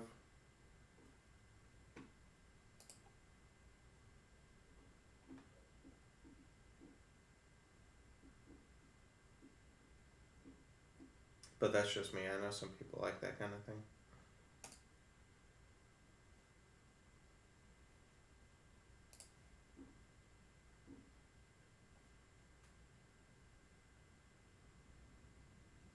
That's fair.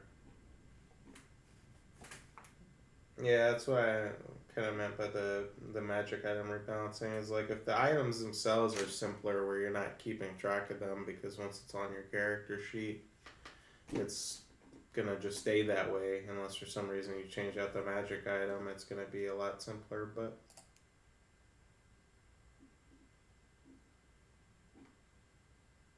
okay, cool.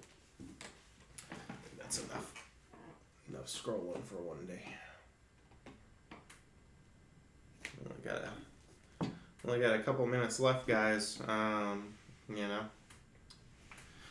so it's been a great stream. Angry Meatball, is our boy still up? Dungeon Master Symposium.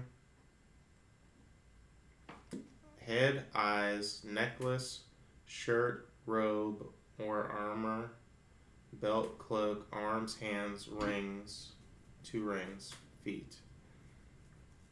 Okay.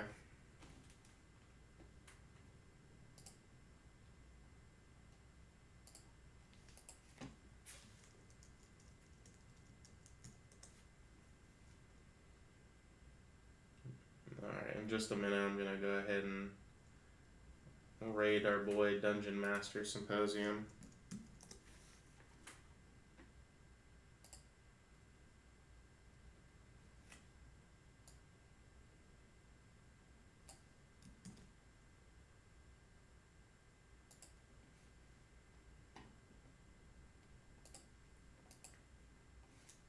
If you count each room separately. Yeah, it's too much. Too much in my opinion. But obviously it's different in 5e than it's going to be in 3e.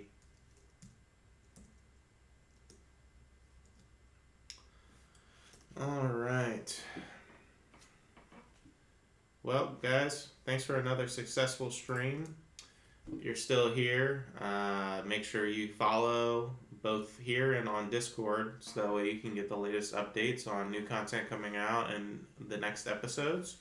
I'm going to go ahead and raid Dungeon Master Symposium. So I'll be sending you guys over that way. Thanks for stopping by. I don't see the timer. Is it working? No, maybe. Or did I do it wrong? I probably did it wrong. We're going to try that again. Am I an idiot? I might be an idiot. Oh, maybe I have to put the slash before I put raid. Duh. Hey guys, it's midnight. I just wanted to get a little bit more time with you guys. I didn't act stupid most of the stream, so I had to do something. Yeah, there we go. You guys have a great night. Let's hit this raid, and I'll see y'all Wednesday.